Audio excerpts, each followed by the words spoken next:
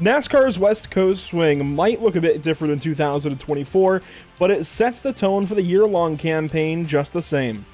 Similarly, with our first trip to a shorter, more driver-reliant racetrack this evening, the Icon Cup Series will formally set the tone for 2024 through 187 laps at Arizona's Jewel in the Sonoran Desert. Drivers, watch that dogleg. We are going racing at Phoenix. Welcome to Pit Stop TV in the virtual Avondale, Arizona. My name is Andrew Cardinale IV, and it is a pleasure to join you for coverage of the 2024 Icon Cup Series. Tonight's coverage is brought to you by Whiplash SimCams, ATVO, and CC's Business. And race number 3, boy, it's come upon us more quickly than I ever thought it would. Let's go racing is all I have to say. We have 34 cars so far tuned in the practice session, ready to go qualifying in about 3 minutes and change. And this racetrack could not look any better. I will say, while I might not be the biggest fan of the reconfiguration of this racetrack, moving the start-finish line to where it used to be between turn 2 and the dog leg, it's now, of course, out of... Well, it used to be on the front stretch. It moved to what used to be between turn 2 and the dogleg. There we go. That's the better way to put it.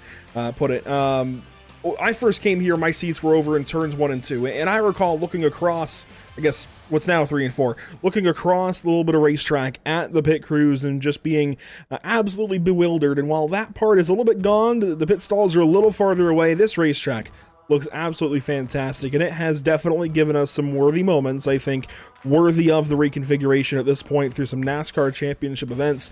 This place has really come into its own, and I think we're going to see a lot of that this evening, and a bit of a preview for our Icon Cup Series season finale later this year in November. Here's a look at the Phoenix Raceway, of course, stationed here in Avondale, Arizona. The fastest NASCAR Cup Series lap still stands at a 26.541 on iRacing, set by Cody Turland in a Ford Mustang. But you know what? The NASCAR Xfinity Series, at least iRacing NASCAR Xfinity Series lap record, was broken this week by James Holzer in a Chevrolet Camaro. So a little bit of interesting note there. The Xfinity car is getting a bit faster, almost as fast as the trucks. Somehow the trucks are still faster, at least have the quicker lap record versus the other cars here at Phoenix. But it is still... the same track that we've known and loved for the last few years, or at least some have loved, some maybe have not loved so much. But let's take a look at point standings. This is a little bit overwhelming for now. We have 24 drivers on the screen. Ryan Smith, the points leader, by 11 over Michael Milfelt Jr., but they both have a win. So if we start to look at this from the very early, way too early position of, I guess, playoffs, Brian Smith, Michael Milfelt Jr., they are more or less in. That, of course, could change, but for the time being, we can pretty much consider them into the playoffs, at least, to go through and fight for a championship. We'll, of course, see if that changes, but Charles Widener, Justin Bissonette, Vincent Loria, those guys are also very, very close, and I think we're going to see one of those drivers that is in the top 10, that doesn't have a win yet. I think we're going to see one of them break through and grab a win this evening. I really have to believe that we are going to see a third, fourth, fifth winner at least these next few weeks. I think it's going to be a little bit before we actually double up, especially considering Michael Milfelt Jr. right now in practice is down at 18th. Brian Smith in the 78. He's quick. He's 4th. But there's a lot of big players up there that I think are going to steal some of the thunder from those two that have wins so far. But back to the playoff kind of thing. Right now, that cutoff line is between Nathan Finnegan and Justin Michael in the 87, who has only made one race this season, that being Daytona, where he finished in the top 3. So, that cut line, very, very fluid. And while it's not necessarily going to move, drivers are going to move around it. And I think it takes one small slip up for the 7 of Cameron Thompson or the 6 of Nathan Finnegan to easily be below that cut line. Same for Michael Christopher and Timothy Harper. It also takes one good race for the guys below it to move up and above and get themselves into what would be the way too early playoff field. Of course, many, many races until then, but you always have to start thinking about it and kind of taking a look at what we have in store for the playoffs once we get there. And speaking of the playoffs, let's take a look at the season schedule from Daytona to St. Louis to Daytona to Phoenix and everywhere in between. Of course, this race number 3. Next up, we head out to Bristol. 300 laps in the high banks there in Tennessee. Then it's Coda for race 5, Richmond for race 6, then Martinsville, Texas, Talladega, Dover, Kansas, Darlington, and Charlotte for this first portion of the Icon regular season. We'll talk more about the season format in general later on this evening and later on this season, I'm sure. For now, we have got cars taking to the track. Let's take a look at weather conditions as well, as, boy, definitely something worth noting here. 82 degrees, 83 degrees in the air, but 102 on track. We have got ourselves a warm racetrack in virtual Arizona this evening. You're one car on track. That's actually Nathan Finnegan, but everybody getting out there and starting to set their lap times. A few cars already on their flying laps. There's one of them. First to the line is Thomas Taylor in the 57. He's quickly beaten by the Purcells and more. Kyle Purcell, fastest for the time being through lap 1 of his run, will go on board with car 01.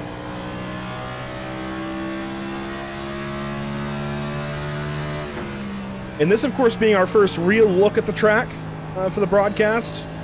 Again, this place just absolutely looks good. I really love what Phoenix Raceway has done with the facility. And Purcell slower, lap number 2, which already tells us just how quickly these tires get overheated. Ryan Patty goes to second, but just how quickly these tires take heat and how quickly lap 1 deteriorates those Goodyear Eagles. And I think that lap 1 might be the money lap for these guys. Finnegan, fastest in car number 6, a 27.61 so far. Brock Hersey on track of the 24. Adam Ball goes into 4th position. Let's take a look on board with last week's race winner. Well, I guess not on board yet. Last week's race winner still in the pit lane. But we can jump on board with somebody who I think is knocking on the door of a win, Vincent Loria. And I'm surprised. He's running high in turn 1. I think he's setting up for a lap 2 run, but lap 1 so far seems to be the lap of record across the field. And sure enough, he's trying to get a run here. I'm surprised. Loria will complete lap 1 there. Of course, that one doesn't do a whole lot for him. That puts him 24th at 28.8. But he's setting up for this run on lap number 2. We'll see if it works out. Car 67 in the meantime. Brian Smith, last week's winner, still in the pit lane. Cody Neal now on track. Teammate here to Vincent Loria. Anthony Campbell, Luke Rakowski also on the racetrack. And here is Loria to the line. 27.5.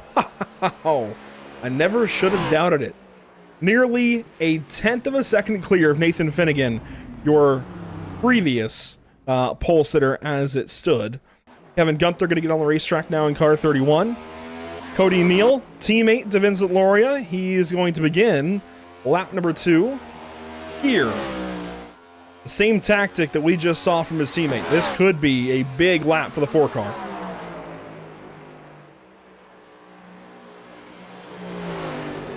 It seems Brian Smith may join Heath Smith at the back of the field. No lap of record yet for the 78. He is on lap 2. I think that is going to officially keep him at the back of the field. But here's Cody Neal as Campbell goes 16th. Car 4 to the start-finish line here. It's a 27. Could it be a 27.4? It is a 27.4. What a big step up over his teammate.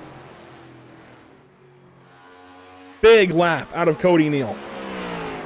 27.46 is a tall ask for Kevin Gunther, but car 31, we'll see if he's up to the task here. Begins lap number 2.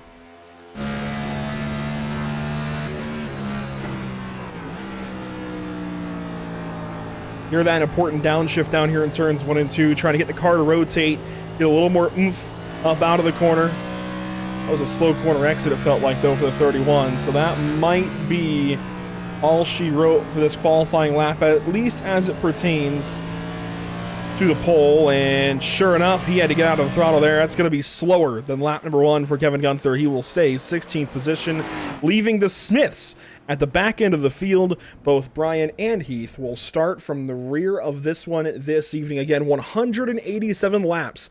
That is a tall order for some, and especially coming from the back end of the field. That's going to be tough for anybody to do, let alone those 2 Toyotas. Well, while we have a minute here between the qualifying and race sessions, let's take a look at what's upcoming at Pit Stop TV. This week, a whole lot of short track racing, actually. We've got 300 laps at Hickory coming up, plus some heat racing and last chance qualifier racing from the Sim Auto Racing Association, otherwise known as SARA. For the 1-8 Coffee Company National Tour, Tyler Payne and Matt Rolfe putting together their best and giving us a really cool, interesting series this season where we basically are hitting the national style super late model races. So in this case, where they've already gone to New Smyrna for the World Series, we're now taking super late models, much like PASS will be later this week, I guess it's coming week, and going to Hickory Motor Speedway with some super late models for two races, actually. Two races, Tuesday and Thursday, 150 laps apiece, both to celebrate St. Patrick's Day and Easter in what is a good way to shake down these supers mid-season for their SARA Pierce Fleet Service Super Series. Smack in the middle of those two Hickory Motor Speedway events, we of course take off to Daytona International Speedway right in between with the Sim Auto Racing Group and their Super Speedway Series brought to you by Sunwest Construction.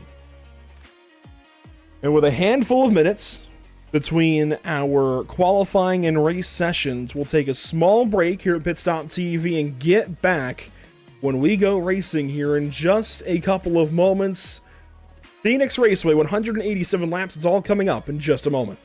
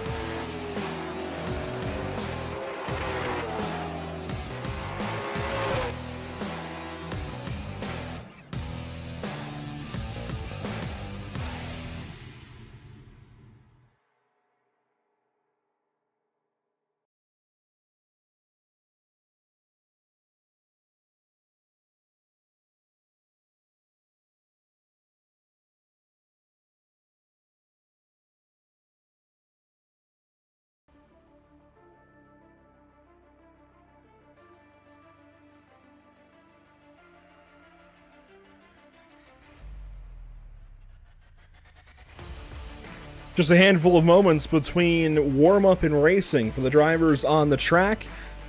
34 in all. Checking in this evening to the virtual Phoenix Raceway. I do want to make a clarification. Looking over the entry, Blake, technically, Cody Neal, Anthony DeSeo, Vincent Loria, they're not all teammates. Technically, Cody Neal races for 313 Motorsports, and both DeSeo and Loria race for KU Motorsports.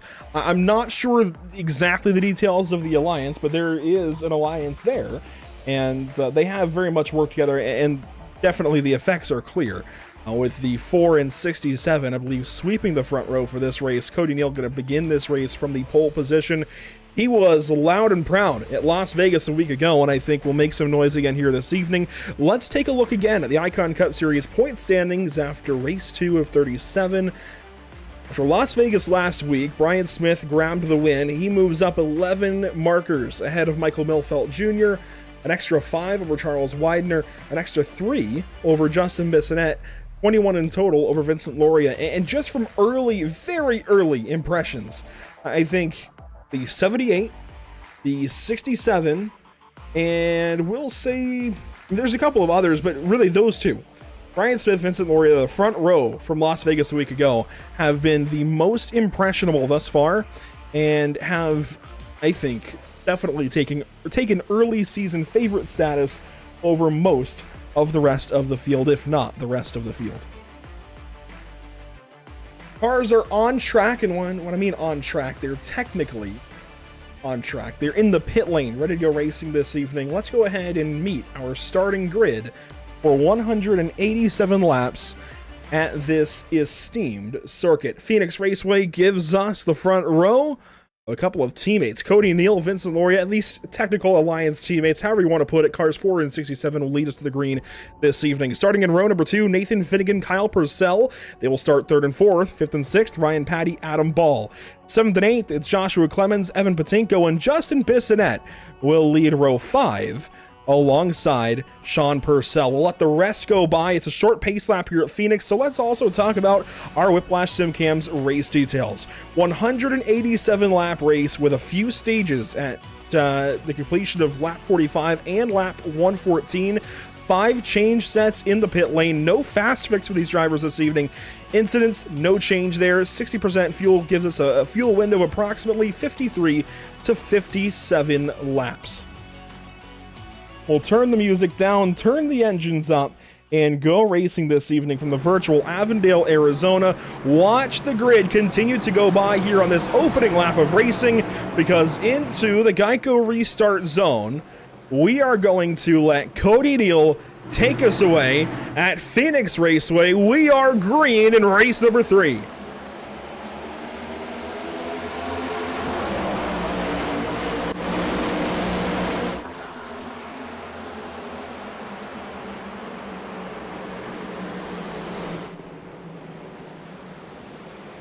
Some checking up in the back of the field, 3 wide through turns 1 and 2 as half the field gets going quickly. There's a crash in the backstretch. Smoke all over the racetrack. Adam Ball involved. I see Joshua Clemens. I see the 7 of Cameron Thompson. The 04 of Kyle Purcell, Sean Purcell rather. We couldn't even get through the grid on the screen, and we have caution number 1 at Phoenix Raceway. There is Sean Purcell, still tucked up on the outside wall, waiting for the entire field to go by, and he's not alone. Evan Patinko is turned around on the backstretch. Joshua Clemens just gets going. Kyle Corley, it looks like, is safe, but a handful of cars involved lap number 1.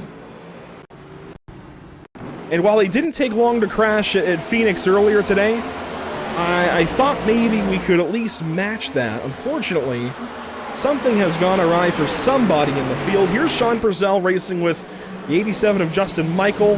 There was a moment there for Jamison Haviland. Patinko, though, going to get into the back of Adam Ball and just start this whole thing off.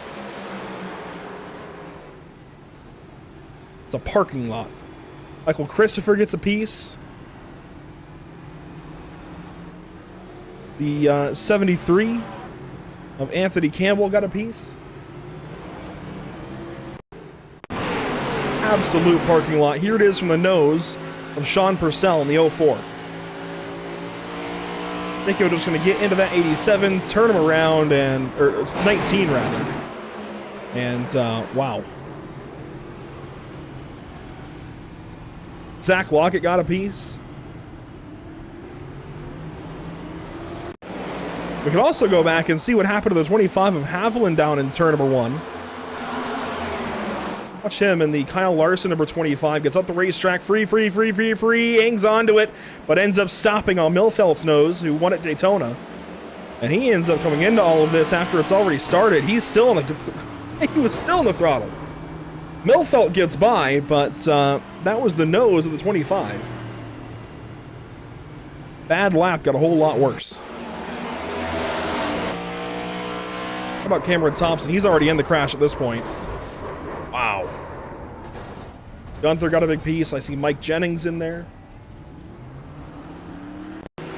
Go back and check it from the onboard of car 31. In the helmet, You're going to see the problem down in turn 1 for Haviland there in the 25. He's going to go up the racetrack. The back end steps out. But Gunther stays high. He's going to try and get by that. And then everything just unfolds. Kapow.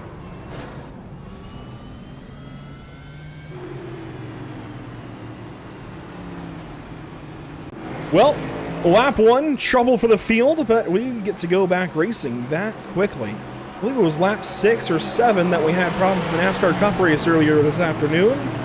We're going to go green again, lap number 5, and give this another shot.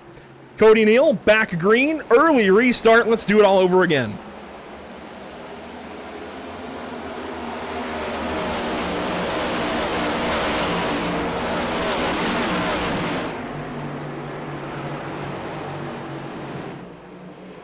Three wide in the top 10. How about Justin Michael, though, moving up? Caution is out again. Eric Smith, Cameron Thompson. It's like Kevin Gunther maybe got a piece as well. Evan Patinko back here again. But problems for the part-timer Eric Smith at a very promising race at Las Vegas a week ago. And so far this evening, absolutely the opposite. I believe caught up in a piece of the first crash. Caught up here pretty heavily as... oh. He got into Kyle Corley for a moment. Then it all got a whole lot worse.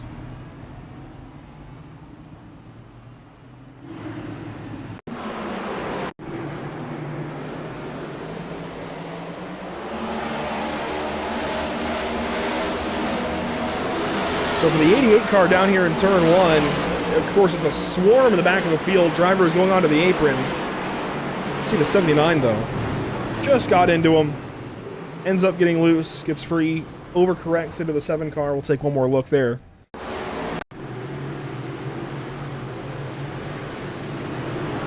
But from the tower perspective, I think this will be the best look.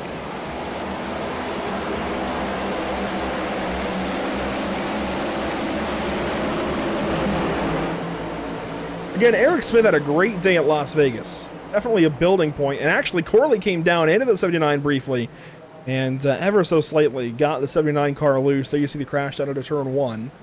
But if we go back and see what happened in the aftermath to the 31 car of Kevin Gunther, it's a bit of a different story. So there's the crash happening, and Gunther goes way down onto the apron. There's more contact for Corley.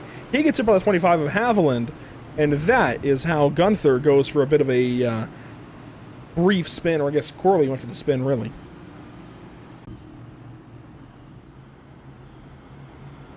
And so, we have 2 cautions very, very quickly here at Phoenix Raceway. This was absolutely a different story a week ago at Las Vegas. A lot of clean green flag racing for most of the event. It got a little bit slower later on, but this has definitely been, I'd say, tough to get things going for sure.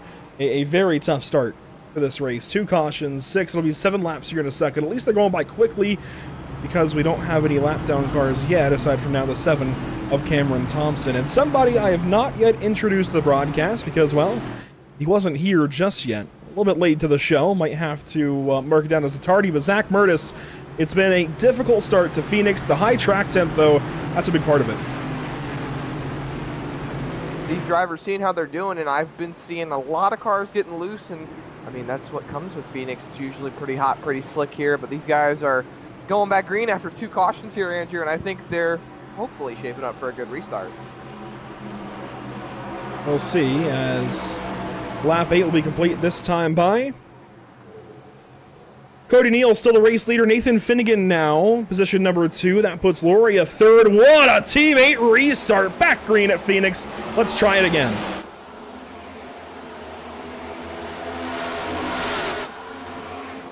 Contact there. Purcell into the 87. Oh, is he going to save it? What a save! Justin Michael. The fortitude on that man. What a catch. Have you ever, Zach? No, I have never. That would be a whole change of pants right there for me. Wow, what a catch. I just... Also, Jinx, you owe me a soda. Oh my gosh, I still can't process what we just saw. Right behind him, though, Mike Jennings with some damage, and Brian Smith, last week's winner. This guy has gone from 35th on the grid, well, 34th technically, as a crash happens at the back, from 34th to 10th, just in time for a caution involving Thomas Taylor. Spun around on the backstretch. We did complete a lap here, but you know what? What I'm noticing very quickly is the old Phoenix has gone nowhere, with turns, what's now turns 1 and 2 being super, super slick, especially on corner exit here. Now, Tommy was already tracking the back end of the car all the way into the corner, but on exit, and it just spun around and it's collected by the 31 of Gunther. He has been in every single crash so far. Not a single one has been his own fault.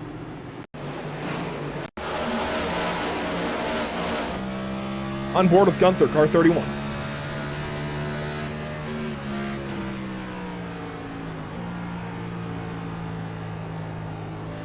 Gunther on the top side, painting that top line. He's done that so far this race. There's the 57 just getting free and smash.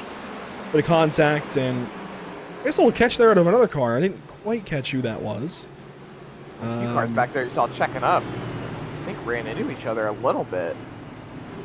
I think that might have been... You know, actually, I don't know. I had a hunch as to who that might have been, but I have lost said hunch. But what a difficult start for not only the guys in the crashes, Zach, but also the race leaders. I mean, this is not easy to keep going through restart drills. And now you see the effect. Vincent Loria got the position over Nathan Finnegan, but now he's going to have to restart to the outside of his technically aligned teammate in Cody Neal. Yeah, and I don't think there's too many cars here taking a pit road under the yellow. Might just be quick yellow, run it straight back to green, line them up, and, well, I think at least a few cars are going to be taking a pit road, fix a little bit of damage, try to get the cars back out there. See one car right there on pit road. It's the 44 of Joshua Clemens, and he's out and away. Look at that right front, though, Andrew. It's pretty tore up. Same deal for Evan Patinko. He's got some big damage. Sean Purcell. Cameron Thompson still in the pit lane taking repairs. Kyle Corley was also in the pits that lap. Different story there. He's actually started way in the back of the field this evening and has kept the car clean to this point. Started 31st. Currently running at 29th under caution, but I go back to the big story right now of car number 87. Last week's winner started 34th is what it's saying, but really it was 35th, I believe, and is in, well, was almost 10th. He had 10th for a moment, Zach. He's going to line up 11th on the restart. That's still an insane run to the front after 13 laps. Let's do the math here. That's 24 positions that he has gained in 13 laps. I think he had a little bit of help with that first big crash on the start of the race, but hey. That's almost 2 passes per lap, and with a handful of them being caution laps, that's impressive. It's very, very impressive. Well, Brian Smith, like we said, will line up 11th, which is a bit of a difficult spot to be in, actually. You're kind of back there where everybody's going to be trying to shoot underneath you on the restart, and we haven't really gotten a good look at the restart games yet in this race, but we'll do that on this restart, Zach. We'll sink back in the field a little bit and watch where these guys go, because as a driver, you see that big window of opportunity, that big, it almost looks like a skid pad with how large it is, just absolutely fields of asphalt down on the flat, the dog leg there, that apron. It looks so inviting, but it's tricky. 5 wide. That's all you got to say. 5 wide. Yeah, the tough part, though, is you cannot make a lane change before the start-finish line, and that's a part of the driver's meeting for these guys. I think it's been reiterated, I'm sure, this evening at least once or twice. It's also been reiterated you're responsible for your own moves if you go down there. So let's sink back in the field on this restart from the blimp view and watch this one. Bit of a jumble up front, but watch these guys all go straight down to the apron. There you see Bissonette, Michael, and others straight down onto the flat down there, looking for room. They find it. They're 3 wide into turn 1. Saw a few cars get shuffled up there with a bit of a slow start on the outside, but it looks like they're going to fall in, be able to get 2 wide, come off the corner. We got a few cars tapping the wall, come down the back straightaway, but it looks like everyone's going to be clean and green as we complete one green flag lap. Ryan Smith nearly had 8th there. He's going to fall back behind the back road bandits of Justin Michael and Michael Milfelt. Now, here comes the 16 of Mike Jennings down there. And that Chevrolet Camaro looks to the inside of last week's winner. And Michael, yeah, big time on the fence that time. Couldn't save it, I suppose, as there's a crash in the back. We've said that a few times. Oh, my goodness. We got one car pulling off the wall right there. That's the 44 of Clemens once again. We got to talk to this carrier of the Pit Stop TV logo last week at Las Vegas. He finished 3rd in that race and was hopeful to get the season going properly onto some real tracks, of course. And this is a whole litany of issues. Wow. Goodness. Anthony Campbell, that is not how you do that. He excuse me, he seemed loose coming through the dog leg. See the jumble on the backstretch. So Campbell here, a bit slow into the corner, but that's okay. He can take the corner how he needs to. It's off the corner nicely, passes Bluen, then to the inside here of Eric Smith, and he just gets free, and he wasn't the only one. There was one car doing that ahead, and he just comes up and smashes into the nose of the 44 of Clemens, and I think quickly these guys are going to have to be reminded that when you go down there, you're responsible for not only where you come back up, but how you come back onto the racetrack, because that is a massive blindside and absolutely ruins Clemens' race. All to get maybe a half a tenth, if that. I mean, it's thousands that you're gaining by going down there. Yeah, it's a big, big thing when it comes to the transition with these cars. If you turn into the dogleg too late, too early, whatever, it has the tendency to bottom out these cars. Quite frequently, as you can see, we had 2 cars just bottom out, and one resulted in a crash. And it's difficult for these cars to be saved as well with the racket thing with the steering. So you got to be easy. You got to be mindful when you go down that dog leg. Here's Kyle Corley. Oh, he gets shoved by Cody Eldred. And that, again, a case of these guys just needing to be a little more mindful. Especially, let's be honest, these guys are racing for 25th through 30th or so back there.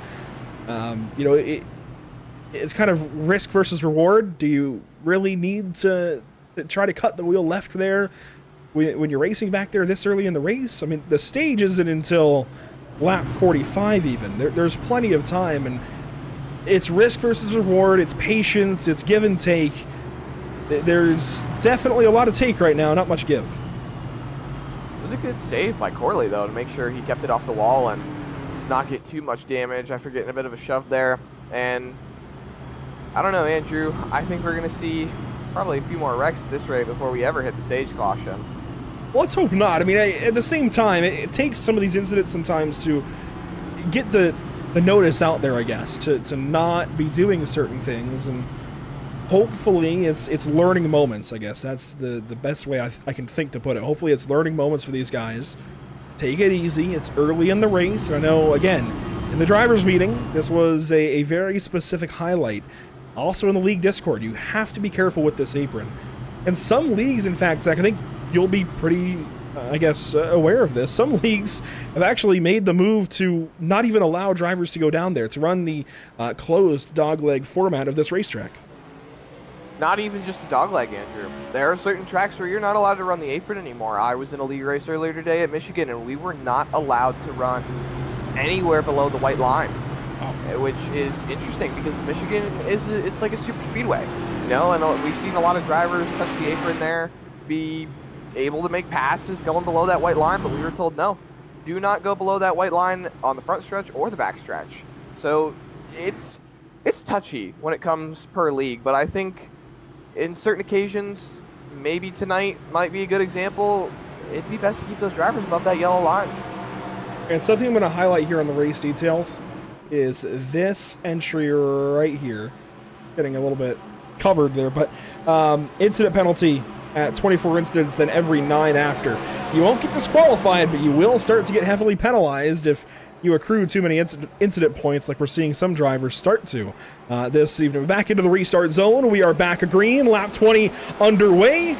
Actually complete now. 25 to go in stage 1.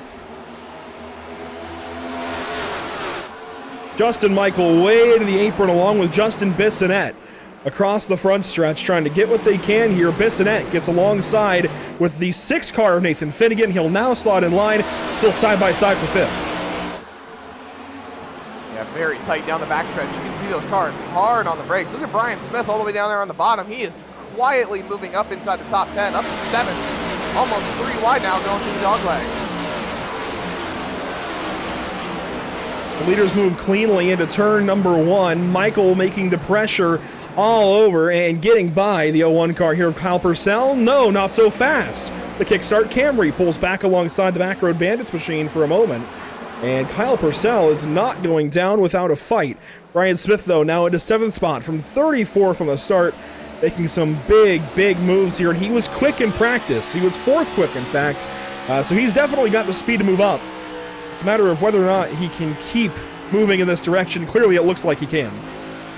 Yeah, Brian Smith definitely has the speed, but the one thing that's pretty tricky when it comes to Phoenix, that outside car in the wall, that was Purcell able to hang on to it, keep it straight. Well, as I was Patty saying, up the track, all the way to the outside wall. The 30 car is still going up. Oh my gosh. 3-4 spots here. That's 3 spots right there at the line. He hit the penthouse option on the elevator. My goodness. He went way up there. Down to 11th. I believe he was 6th before that, maybe 7th before that moment. As here's Kyle Purcell looking back on Brian Smith, and it seems like things have gotten pretty well decided through the top 10, even in the top 3. While these 3 are close together, they're running single file, and Bissonette and Michael maybe some contact that time.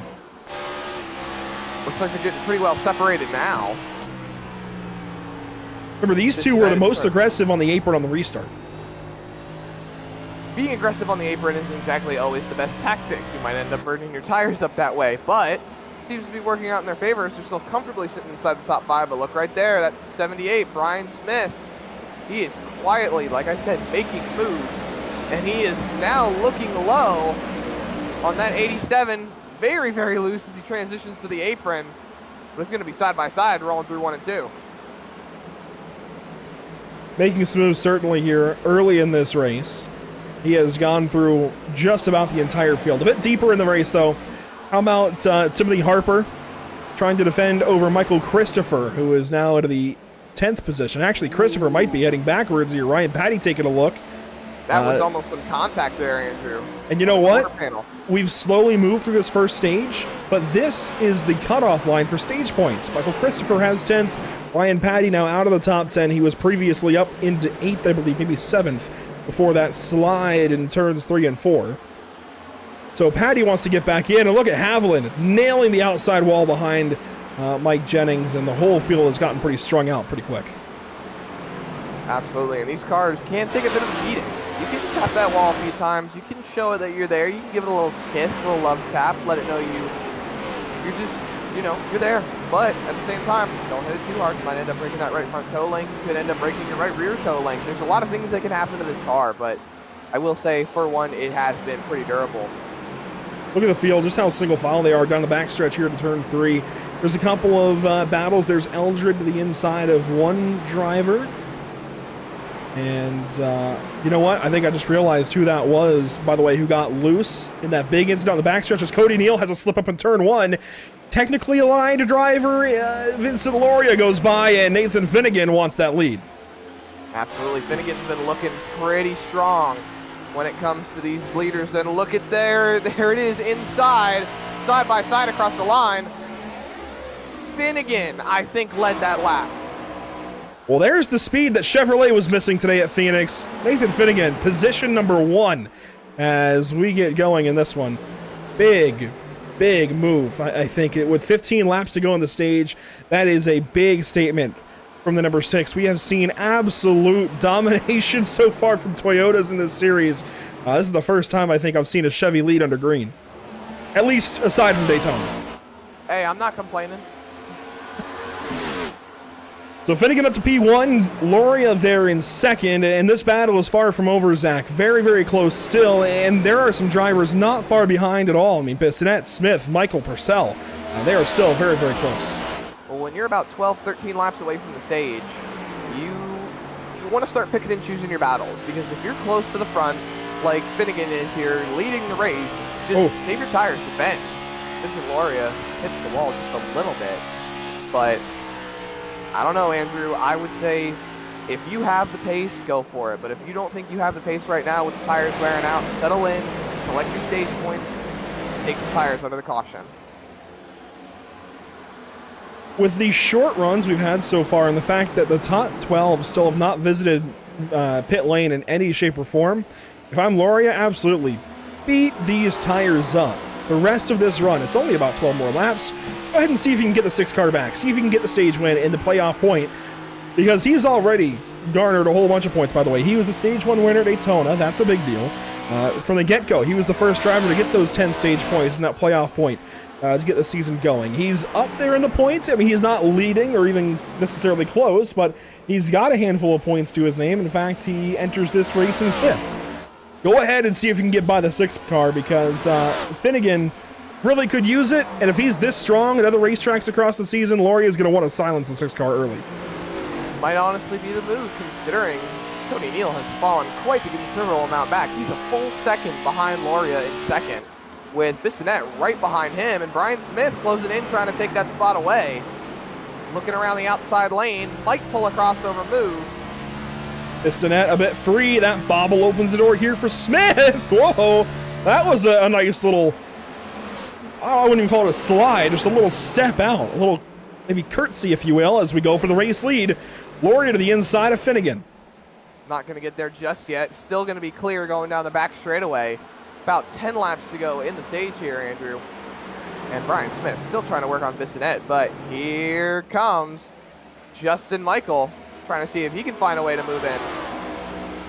And things spacing back out for the race leaders as Cody Neal is able to relax a half moment as Bissonette and Smith got racing. Deeper the top 10, Timothy Harper working on Kyle Purcell. That 0-1, of course, got into Justin Michael earlier, which gave us that amazing save so early in this race and so early in this season.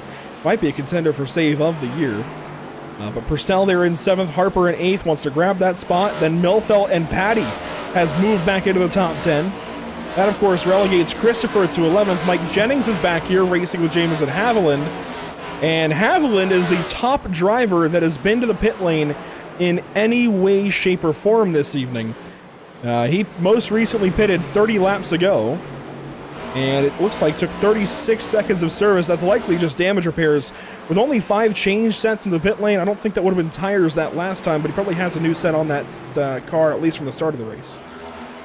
Only 5 sets of tires. That's, do the math, you're going to need to make those tires last, on average, about somewhere in between 40 laps. So take care of your stuff, do what you got to do, and hey, we're about to get a stage caution here in about 6 laps, so seems like he's itching, getting ready to take those tires once again, as throughout the field, there's a few battles going on. One car running that's 1 lap down, and it's Anthony Campbell. Cameron Thompson has already exited the event. Heath Smith, it looks like, has shown up, although he only ran a handful of laps and then parked it. Up front, Finnegan still has the race lead, and whoa, Corley pulling over. He has hit the wall a ton. The 88, way off pace. He's on the apron now. He has absolutely hit that wall. Broken toe link. Yeah, I think so. Yeah, look at that wheel. It's cranked over to the right. That is definitely a broken toe link. It's not broken. It's bent, just badly, very, very badly. Look at that right front tire. It's completely yawed out. Corley was part of our winter series. Had a lot of fun covering those events. Go back to Monza in the dark. How about that? He was one of those drivers in that race. I was about to say, that race, I don't think I've ever seen anything like it, and I haven't seen anything like it since. And likely never will, unless they do it again. I do want to talk about, though, the fuel mileage, and you started talking about where you have to budget tires. We'll see a little bit of that this evening, but they should be good on tires. Maybe use an extra set here and there, because we can make it, you could have made it, on 1 tank of fuel, 1 set of tires through this entire stage, even if it went green. That said, of course, a lot of drivers will have pitted. In fact, Cody Neal, whoa, big slide, and he's going to drop out of stage points. This is huge for our pole sitter that was so strong earlier. We'll have to talk to him before too long, but again, just based on fuel, these guys can go pretty lengthy, pretty deep into these stages. So even in stage 2, Zach, it's a one-stopper, and there's a wide range of what you could do it as Eric Smith nearly right rears the leader. Oh boy.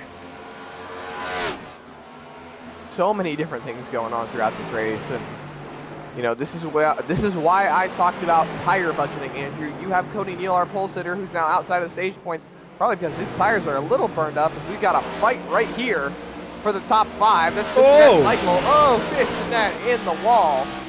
Harper is closing in on them, as we should be getting the stage caution here relatively soon. And Brian Smith scooting boogieing out of here. He's third. He got away from these guys as quickly as he could. Bissonette, though, trying to hang on. And you know what? Michael let him gather it up, but Harper is doing no such thing. Drives right underneath that 87 car. And much like the RFK Fords did today, big wiggle, and the 06 grabs the fence. But much like the RFK Fords, the 12 is coming alive late in the run here. And he hasn't even pitted to take tires yet. He's just got that long run speed as we go on to the final lap of stage 1. They're still racing very hard. They know this caution is about to come out soon for this stage, and look at how close that is. Michael and Bissonette racing very hard as we zoom back in on our leader, Finnegan, just scooting through turn 3. Well, green and white, checkered flag, car number 6. Stage winner, Finnegan at Phoenix Phoenix Raceway. And there's the stage caution. A rare opportunity to look at the yellow cactus. Beautiful. Absolutely beautiful. Nathan Finnegan, stage 1 winner. Points we paid out to Finnegan, Loria, Smith, Harper, Bissonette, Michael, Purcell, Milfelt Jr., Patty, and Christopher hangs on to the top 10. Cody Neal, I think, has to be the disappointment, unfortunately, of this stage. 28 laps led, Zach. He finished the stage in 12th.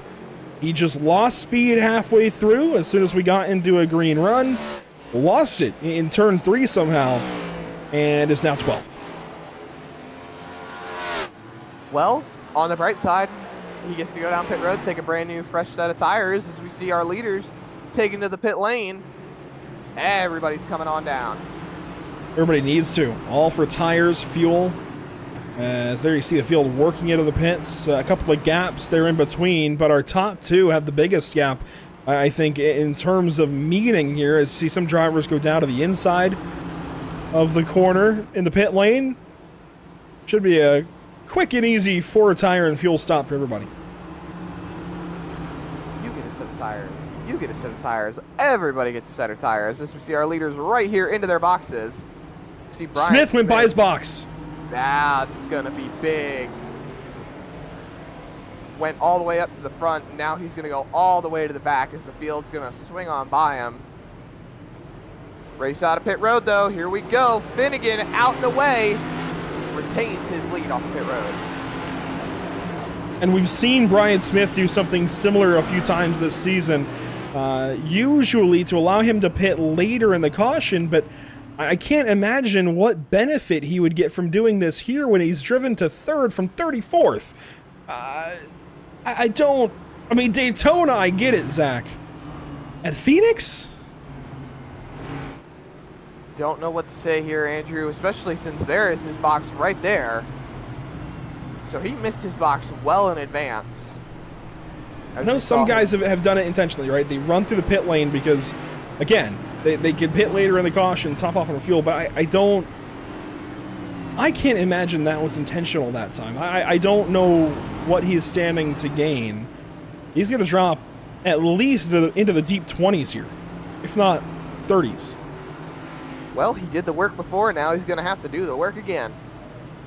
Nathan Finnegan, though, our stage winner. Let's dial up driver 6 before we go back green flag racing down there with the CCR ECR bunch. Nathan Finnegan, driver number 6, will get to talk to us for the first time. Nathan, a big time stage 1 for you, 19 laps led. How's that Chevrolet feel? Yeah, I mean, it feels pretty good on the long run, Andrew. Glad we finally got one there at the beginning, once we got the cobweb shaken off a little bit. And yeah, I mean, track's hot, track's slick, but overall we feel pretty hooked up today. And that's a big, big thing. Early in the run, late in the run, even everywhere in between, it seems like most of the field is dealing with the car stepping out, sometimes only because of the apron, but it seems like you and your bunch of the car pretty stable. How important is that to just get a handle on this race car that early and feel good then for the rest of the race? Oh yeah, it's all about your entry and exit. Really got to be careful on the throttle, getting in off of 2 and off of 4, because if you're not careful, you'll just burn the rears right up, and it'll definitely come back to bite you. So definitely going to be, took some notes from our tire wear from that first run. If we get a full fuel cycle here, definitely going to be changing our driving style a little bit on this run. So. And Nathan, you're part of the admin team. How about the response here to everything we've seen with the apron early in this race? Yeah, everybody's been pretty receptive of it. We've mentioned to people, not cutting down below the apron before the start-finish line, which once we worked out those kinks, I think that'll help also alleviate a lot of the caution issues. So, we'll see how the rest of the race goes. Nathan, good to talk to you. Best of luck. Appreciate it. Thank you. Nathan Finnegan, Stage 1 winner. And he'll begin Stage 2, of course, from the front row alongside Vincent Loria, just how they wrap Stage 1 up. Lap 50 will begin here, Zach. We're racing to the completion of lap 114 to pay out stage points once again. 1 pit stop required, whether it's under green or under caution. Green flag back in the air at Phoenix.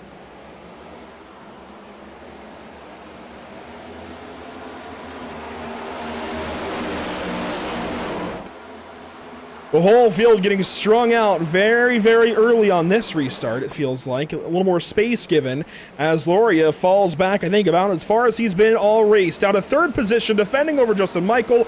Everybody moving all over. Here's the 06 on the 6 for the race lead. Side by side for the race lead. Bissonette to the bottom. He's going to take to the apron. I don't know if he'll clear Finnegan here, but no, still side by side.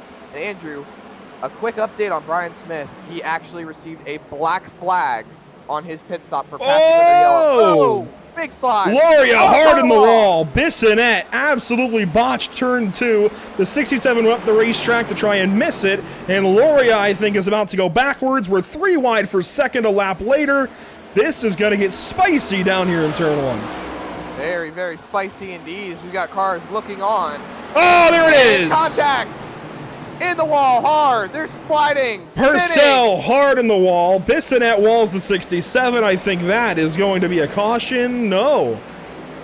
Purcell keeps going. He's all kinds of off pace. Brian Smith now into the pit lane. Big problems for the 87 or 78. Yeah. That was the black flag that we were talking about. He got a passing under yellow under that caution flag after missing his box. Might have been from pulling up to pass the pace car, to be perfectly honest, because he didn't really hop in front of any other cars, but we'll have to wait and see how that turns out for him, as we've still got fighting going on throughout the field. This Bissonette Loria fight, I think, is about to get a little more contact happy. Bissonette, 2 laps in a row. Something that he did resulted in the 67 hitting the wall down in 1 and 2. First, it looked like a simple mistake. Then, I think he was trying to give too much room to Justin Michael and kind of walled the 67 outright down in turn 1. First of all, I'm surprised that Loria drove back by him, but I think we're about to see Loria hold all of these guys up until they can finally get by. I can't imagine that 67 is driving right now. Like, curb your enthusiasm just a little bit with that surprise look. Looks like Bissonette apparently was letting him by. Not sure the reasoning, but he did come over the radio and say he could have the position back. So Loria back in front of Bissonette. And there's Brian Smith coming out of pit road right in front of our leaders, as he's going to be what looks to be 2 laps down. Yes, sir. 2 laps down, car 78. 1 last week at Las Vegas. Got a long road to try and do it again here at Phoenix. But yeah, this is no offense to Bissonette. I think both times were completely inadvertent. Not at all intentional, but he did wall the guy twice. I would let him go by 2 at that point. As caution on the speedway. Yeah, Luke Rakowski in trouble. Kyle Purcell as well. Actually, he's in the pit lane. Joshua Clemens in the pit lane. He is towed quickly. Ooh. Rakowski. Boy, that 33 has seen better days. But, go back a few restarts where we saw Corley and Smith and a bunch of others have trouble. He was one of the other cars that was sideways off of the apron. He had a random restart at the very front of the field and just lost it. And, never has really recovered. Here's what happened to car 33. He was already down there sideways, and wow. Oh, no. That is going to end Clemens' night. You can see the smoke billowing from the engine after the wall contact, and that's just one big overcorrection right there. Let's ride on board in the helmet here of Luke and watch the hands. I wonder, is that an overcorrection for getting free? How did he get free in the first place? Well, that's brake bias. But is it an overcorrection that brings him back on the racetrack, or did he get scared by the pit lane? Overcorrection. That's just an overcorrection right there. You can see the step out as he was trying to get it back pointed.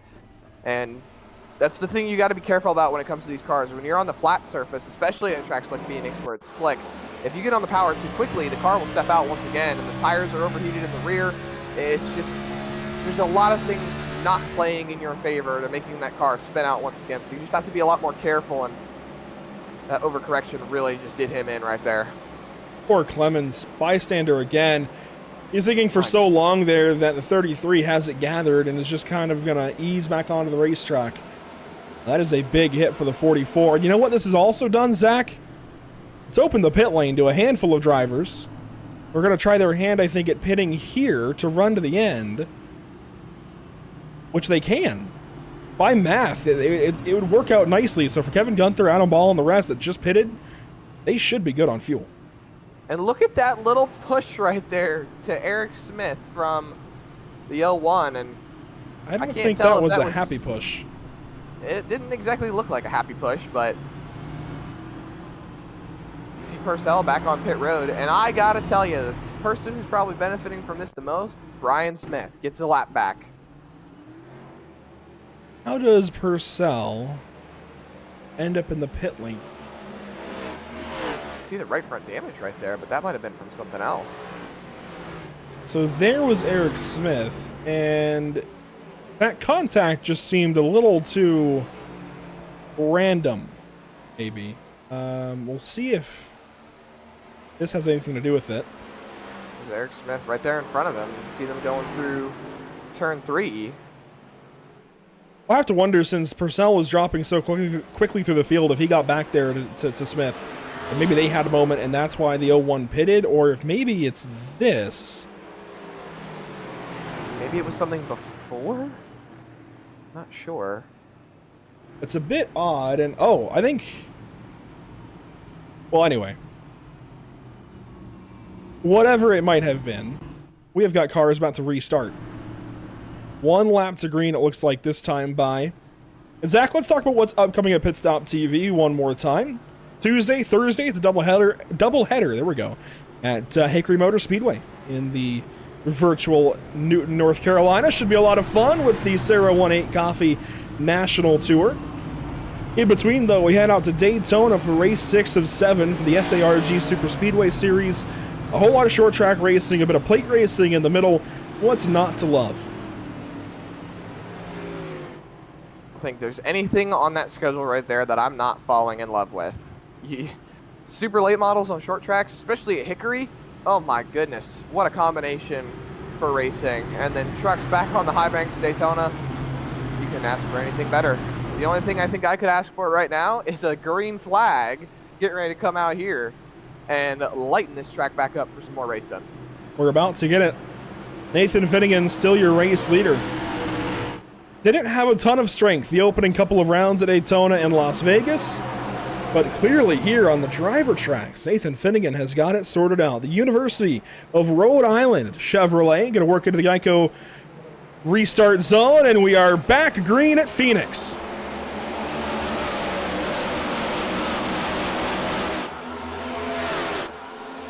Oh, contact there. Bissonette Loria. Loria going to send it up the inside of car 87 and try to get back to racing for second. We are truly back alive here at Phoenix. Real close there out of turn 2. Side by side down the back straightaway for second. On looking is Bissonette. Look at that almost contact right back there between Patty and Bissonette. Single filed out now. There was a big stack up on the outside line on the restart. So a lot of these cars are shaken up throughout the field from about, I want to say, 8th on back. And look at these guys just fighting hard. Cody Neal back up inside the top 10 as well. He's fighting for 6th. Driving back through, he's trying to clear Jameson Haviland.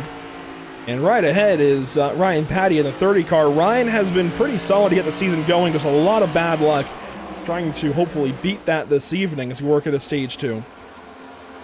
From the completion of this lap here, Zach, 50 laps to go. Again, the guys that just pitted, they're going to just eke into the fuel window, which means all of these drivers stayed on the racetrack. Thomas Taylor, then Evan Patinko up through Nathan Finnegan. So 1st through 15th plus 17th, they all have to pit again. Fuel saving as much as they possibly can. That's the only way that I can look at it, unless they get another caution. Because in reality, they could stay on the racetrack, put it in 5th gear, clutch it, save, as we were 3 wide going into turn 1 back there. But these drivers could still realistically try to make it if they save hard enough. We got multiple cars in the outside wall coming off the 2. And our leaders are staying tight here. Patty has fallen back a little bit, but the top 4 all together. A couple of Chevrolets, a Toyota, a Ford, and one side-by-side here. Cody Neal and Ryan Patty down to turn 1. And the number 4 that led us to the green at the drop of the green to get this race underway is trying to get back into the top 5. He's nearly got it. Patty bobbles, and that might be all that Cody Neal needs to drive down here to turns 3 and 4 and get that spot away. He's nearly done it, and I think he's done it. He's done it. You know, Andrew, you might not agree with me, but this track really, in reality, runs a lot like Hickory Motor Speedway. You've got the outside in 1 and 2 that's a little bit quicker when it comes for passing and, you know, taking advantage of some slower cars. But then the inside in 3 and 4 is really where you want to be. That is something I'll have to think on. I will definitely have to think on that for a little bit, as we got 120 laps to go right there across the stripe. Loria and Michael fighting once again. The 87 going to have to give the spot up to the 67. I just don't know if you can silence that Skippy Ford. He has been fast. Very fast, along with the 6. And here comes Cody Neal. Taking a look down low underneath Bissonette. Not there yet, but allowing Cody Neal to take that look, almost get to his inside. As these guys are just, they can't get away from each other. Lowest 13th here for Cody Neal. And the stat right next to it, 28 laps led. And the stat even all the way to the left. I mean, there's 3 different stats you can highlight here as these two stay side by side. A little bit of contact there, maybe out of turn 2. And Michael checks way up here into turn 3. Lap 69 comes to a close. These guys are really getting after it. They might be 3 wide here with how they spaced out. Looks like they'll fall in. Bissonette still holding on. Cody Neal just trying to find a way to get around. Like I was saying, Andrew, that outside line is really working out, being able to defend as Bissonette cannot get up there. Just might be able to. Not there yet, though. Cody just can't go anywhere. He just needs a line to open up. He's got Ryan Patty knocking on the door to try and get back by the 4 car. Neal just needs a line to open. It might be here in the middle. Oh, that was close for a moment. Man, these guys are giving me anxiety. My goodness, I ran how many different laps of this track beforehand, and I can't tell you how nervous it makes me when I see these guys running side by side through the dogleg, because you never know how it's going to go, and I'm sure the spotters are working overtime when it comes to directing these cars through the dogleg. There was the gap that Neal needed. He's fully alongside the 87 now, trying to get Justin Michael behind him. Maybe he needed a little more. He can't get by the Back Road Bandit machine just yet, and now you see why it was so difficult for Bissonette to get by. He might have him this time, though, down in 3 and 4. He seems to be strong on corner exit, which is interesting because Michael would have the advantage, you would think. The 4 is really solid on exit, and then kind of loses speed down the straightaway. You can see them still rolling side by side. You can see Patty just trying to see if he can find a way around the 2 of them as they're starting to hold him up, but it looks like Cody Neal is going to get clear. Oh, gets loose, gets in the wall. Pass complete, but it might come incomplete. He got the fence. Michael checked up. Patty got a piece. That was a brief moment for sure. Deeper in this field, Zach Lockett defending over Kevin Gunther. This is for the 12th position. A little bit of mid-pack racing. Right, Oh, the 31 almost bottom out, going onto the apron right there through the dog leg. They're still very close, side by side, through 1 and 2, and that is going to give the position over to 31 of Gunther. Michael dropping another spot. He drops in behind Ryan Patty. Very deep in this field. In fact, the last couple of positions on the lead lap, Robert Bluen working on Hanover Fist, and Jacob Gladulich back here as well. It's worth noting that the 14 car has actually done very, very well to get the season started. He is 7th in points, only 27 out of the race lead. But Zach, he's running 24th behind a lot of guys that are behind him in the standings by quite large margins. He's here behind Brock Hersey, Thomas Taylor, Sean Purcell, only one of which is even listed on our points graphic of the top 24. Yeah, and everyone's seeming like they're starting to fall in now. Everyone's just kind of getting their bearings, and they're getting all spaced out. As Gladulich is holding pretty solid, honestly, but I gotta say, Andrew, is that Gladulich or is it 2008 and that's Tony Stewart riding that 14 car? Because that paint scheme looks very familiar. Well, if it was 2008, it would have been the number 20 still, the Camry, the 1 year that Tony Stewart drove a Toyota. That is true. 2009. Yes. Yeah, that classic. Say classic, that's weird. That 2009 Summer Daytona finish with, I think that was Kyle Busch's only Daytona win, I believe? Or was that the one where he went in the air? Anyways. You're making me feel old. Car slow here, Sean Purcell. Ooh, he's got left front damage from what it looks like. Maybe he hit the inside wall going through the dog leg, not sure. The Purcells have had a terrible, terrible day. Awful, terrible, no good day. I'm sure is how they would sum it up. 26th and 29th. Now here's Kyle Purcell. Remember there was that contact between the 01 and the 79 earlier. Here's a little more context. Purcell going to go by Smith, and that should be that. One would think. Little booty shake as he went on by after going through the dog leg. To complete your top 10 currently, it's a couple of teammates. Charlie Widener trying to hang on to the spot over his teammate, Michael Melfelt Jr. Melfelt won at Daytona. Car 155 breaking the curse of triple digits. He got the win. And he's going to move back into the top 10 now, passing his teammate. The 95 looking a little bit off pace currently. See them. I'm not too sure, Andrew. See on board here with Kevin Gunther trying to find a way around. We can see roughly from this onboard as well where a lot of these drivers are losing a little time. You can see Gunther runs middle, cuts it low on corner exit. We've got 87 here. Early pit stop. Down on pit road. We're going to have to watch Melfelt and Widener. They're teammates here to the Mac Road Bandit number 87. And this just might fit in case Justin is expecting a long green flag run. This might be the move that brings other leaders to the pit lane to come in, get tires, get fuel, head back out. You also have to wonder, budgeting tires, does he maybe save a set? It looks like he's not even going up on the jack. Fuel. Gas and go. Justin Michael is away. Only 5.8 seconds in the box. That could spark something here, especially the saving tires portion. I mean, tires here, usually they'd be pushed to last, 90 laps or so, as Patty and Neil have a moment. That was close. So asking them only to go 55, 50, like that's not that big of a deal compared. Of course, 0.6 of a run, more or less, 60% fuel load here. That's not too difficult to ask of the tires. Yeah, it's a lot better than what we saw earlier today in the NASCAR Cup Series, where they were trying to stretch their tires for 80-plus laps, as we see Cody Neal making a move for third. There's Widener. Yeah, down on pit road now. See if he has the same response as gas only. The fight continues for third. Side by side here, Bissonette not relenting. Getting right down on the right side door of Cody Neal. Remember, the 4 car started this race from pole position.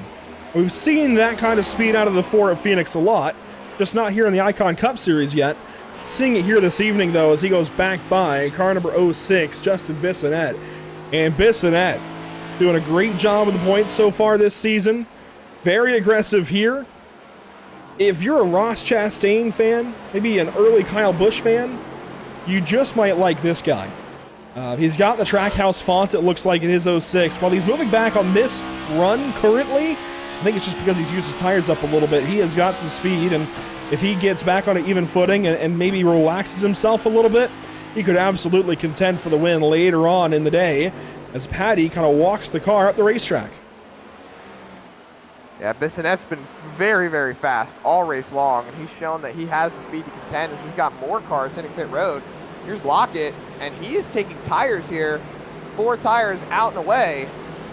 And he loses a lap. He's going to be rejoining deep in the field, whereas Michael rejoined up with the race leaders. He's actually going to go by teammate Michael Melfeld Jr., so he's passing cars that are in the top 10 currently. He can get his lap back the hard way, so even if we get a caution soon, he might have an opportunity to drive back.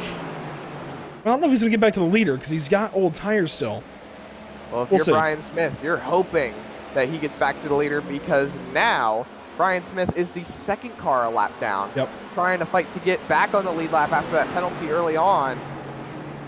We see more cars. Here we go, Bissonette Bissonette. taking to the pit lane. And I wonder if, considering he's having some struggles right now, I wonder if we see him take tires.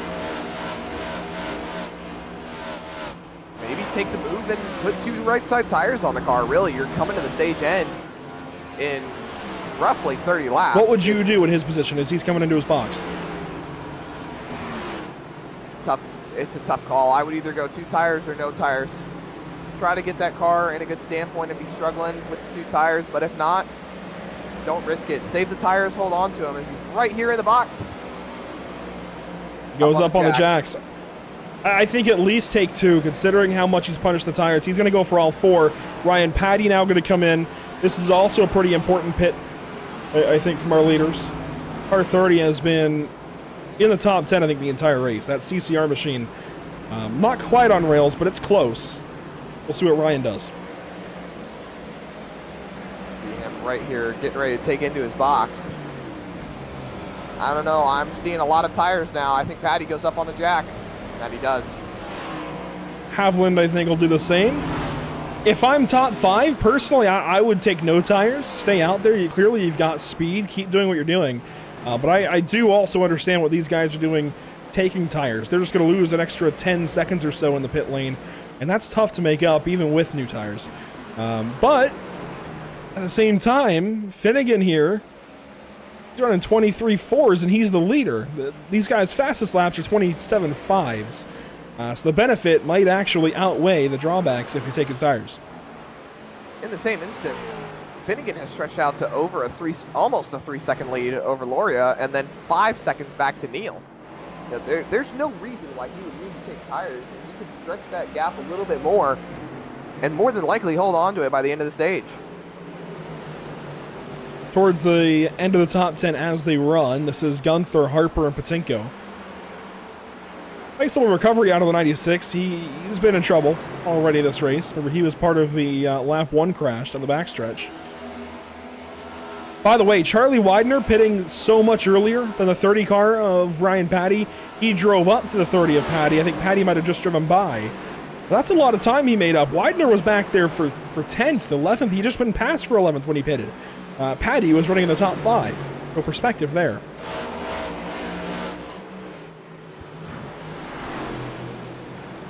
Cody Eldred gets passed up by Jacob Gladulich. This is for 13th position as they run, and that's the important distinction to make here. It's as they run, right? This pit cycle is drastically going to change the way that the standings look as of now. There's still a lot going to change. Feel so much that can be done throughout the field as we're on lap 93 here, completing lap 93 soon. And that's going to put it about roughly 20 laps to go in the stage. So if I'm Finnegan, I'm starting to think about whether or not I want to take his pit road just quite yet. He's still got a 3.5-second gap. I want to highlight this driver quickly. Brad Delph running the old model paint scheme, it looks like, on that Ford Mustang. But I think that just kind of highlights the fact that he's a part-time driver, not running the full season as Harper and Gunther battle right behind. But Brad Delph currently in the 6th position. Again, yes, it's during this long green flag run and this pit cycle. But it's been a solid day so far for the 72 car at the office. You will get passed up here by the 31 of Gunther. But Gunther has newer tires in the 72, and sure, he'll let Harper go by. Harper also has newer tires, so not too bad for the 72, at least having a nice clean day in that Snap Fitness Ford Mustang. Here, though, is that fight between Patty and Bissonette. So Patty has overtaken the 06 of Bissonette thanks to the pit stop. Yeah, and he is definitely setting sail right now. On the back bumper, Harper moving down onto the dog leg. Ooh, little wiggle there from Justin Bissonette. Just trying to find every ounce of speed that he can to get that car back up in the position he wants it. Gonna exit turn 2 right behind the 31 car. Patty with a nice little adjustment. He stays low.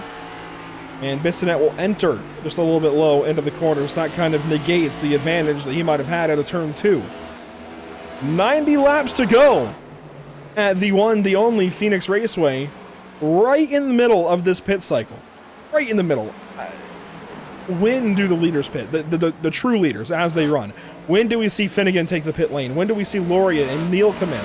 Even Mike Christopher, who was down there around 10th when this whole cycle started. Well, we've heard it once, and we've heard it many, many times after that. You never want to be the first car to pit. Don't show your hand before anyone else can. And look at Finnegan. Look at the ticker. He's got almost a 4-second gap as we see Bissonette and Patty moving past Brian Smith. That is not what Brian wants to see. Yeah, he's still got a pit.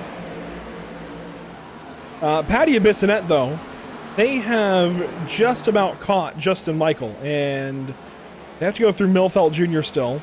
Milfelt has not yet pitted, but Justin Michael is just ahead of these guys.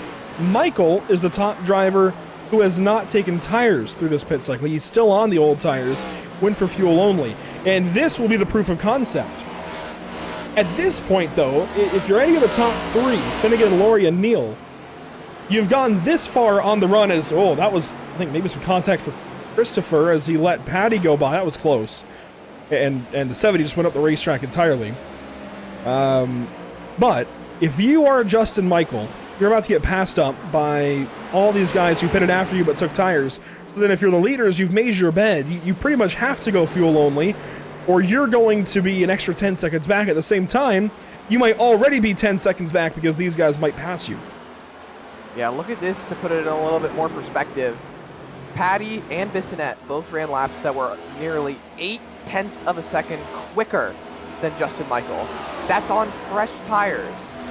So tires might honestly be the move on the pit stops if you really don't have that gap. It's the battle for 6th position, and really you can consider it for 4th. Michael Milfelt Jr. has 0.6 to Christopher. Michael Christopher has 7/10 rather, to Kevin Gunther, and Kevin Gunther is about to be overtaken here by Timothy Harper. So as we narrow in on 10 laps to go in stage number 2, these drivers, unless they've really saved fuel, they've got to pit, right? Oh, well, there we go. Schedule. They have to pit, right? Or have they saved enough fuel? I have seen miraculous fuel-saving efforts from many, many drivers in the past before. I wouldn't put it past them. I really wouldn't. It's always possible that you can save enough fuel to make it to the end. There's times where we think it's not possible, and there are times that it can be. So just keep putting the pressure on. If there's a driver who's going to be able to save enough fuel, more than likely it's going to be someone like Nathan Finnegan. So watch Finnegan here, and watch the telemetry graphic. He's coming up now, 56 laps run. Well, this is lap 56 technically, and that's including caution laps. So figure maybe with caution laps, you can consider it 60. You still got to go the extra 9, which we're about to get into.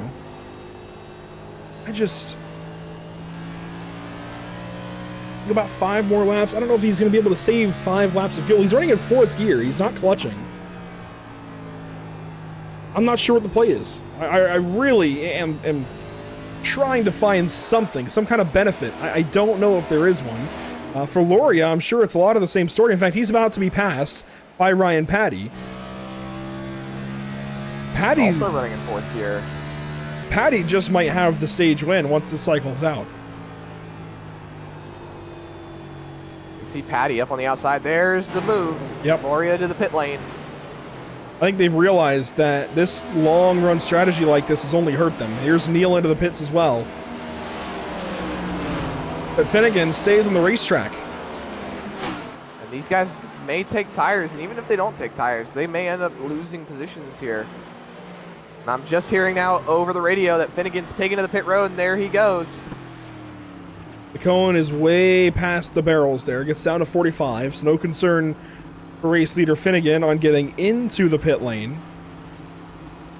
But as he stares the sun down in the turn 3 grandstands, is he going to take tires or not? And you know what? Let's reference Cody Neal and Vincent Loria, who wow. Neal actually is going to pass the 67. Was that 2 rights or was that fuel only? Saw fuel only at about 5.8 seconds earlier on. Regardless, they're nearly out of the top 20. And Finnegan's taking tires. I think I see what they've done. Go towards the end of the stage. They stay out. Don't have to pit. Or they can just come in, top off on fuel. They don't have to take tires. It's a bold move. Here's Finnegan. Going to be passed up by Charlie Widener, maybe.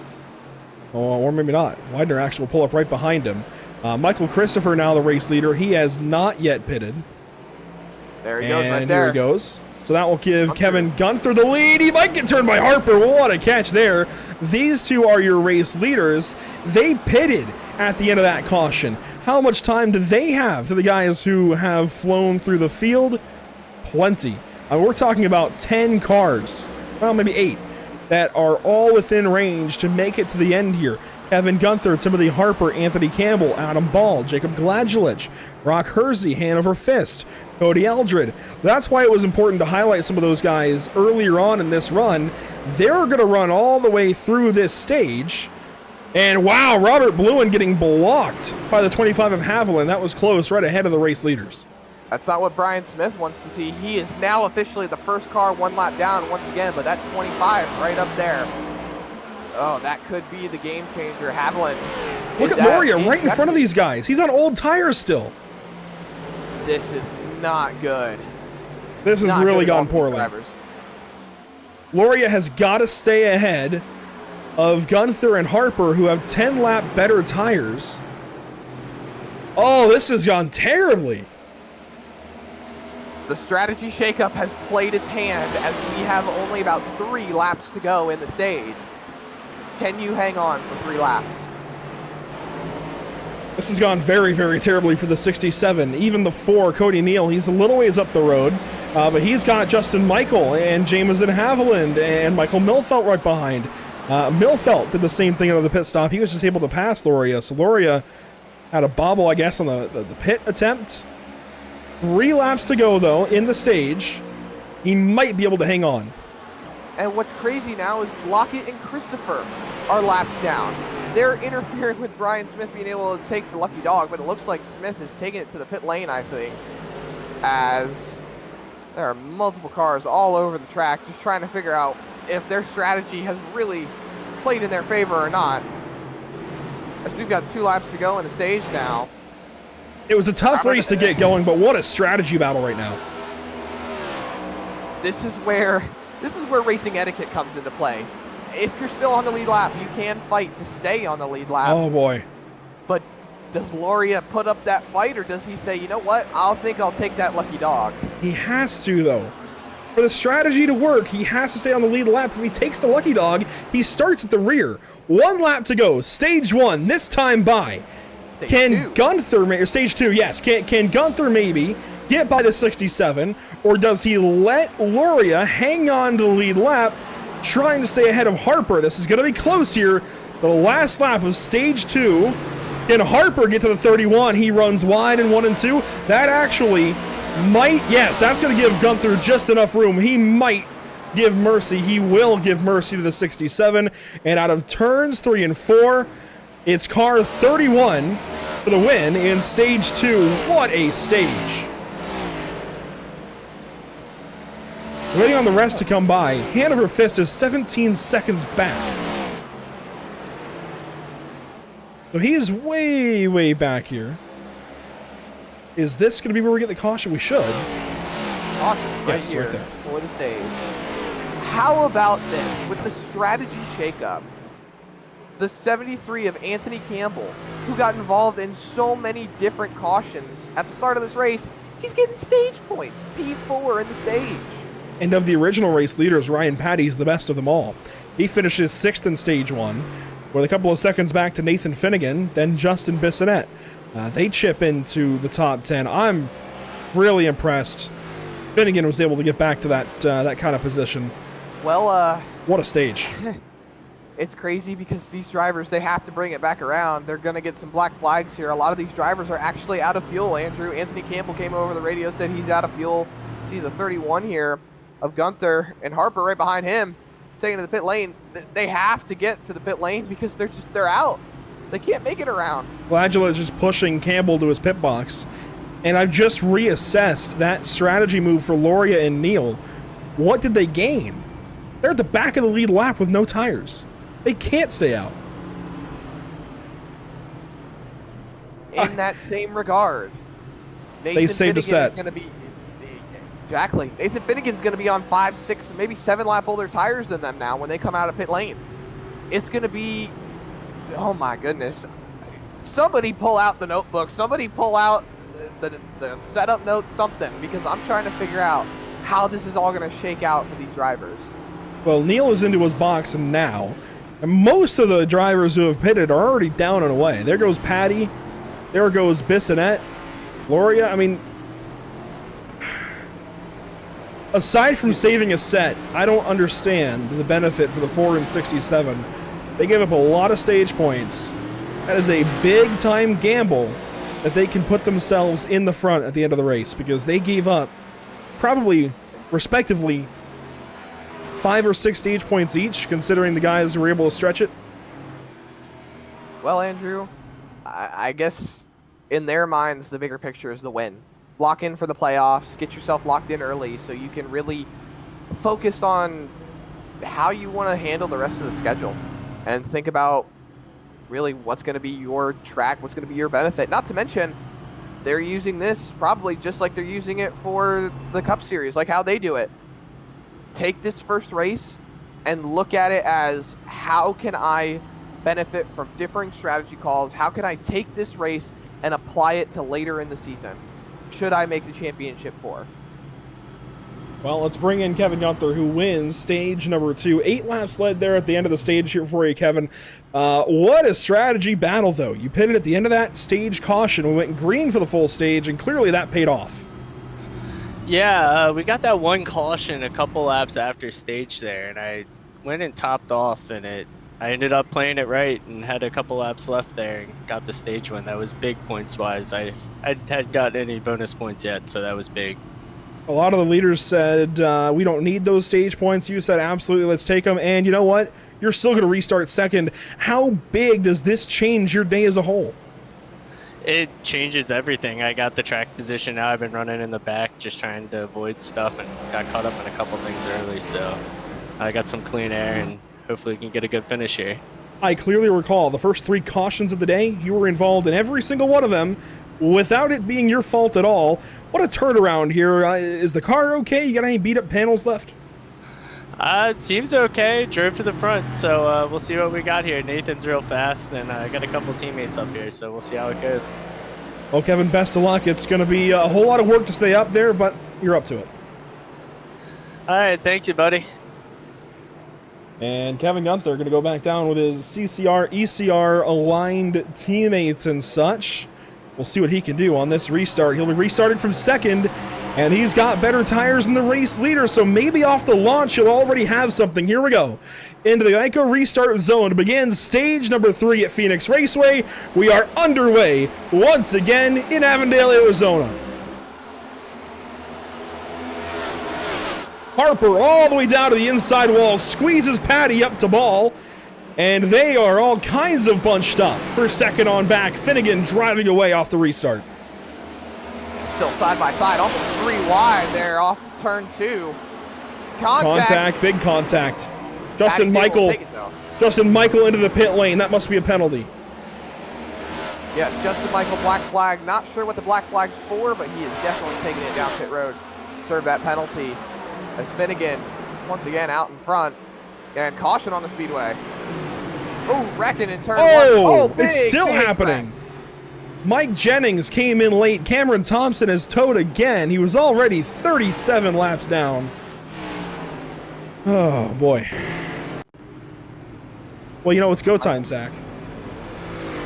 It's go time now. It's time to lock in, get those tires in. Honestly, come in top off. Might be able to save the laps. You know what? Yeah, this stage is only 4 laps longer than the previous stage. 73 laps to run here in stage 2. We got an extra, stage 3, got an extra lap in there. Millfelt, Daytona winner. That's what started this. Eric Smith comes in, Jennings comes in. That is big.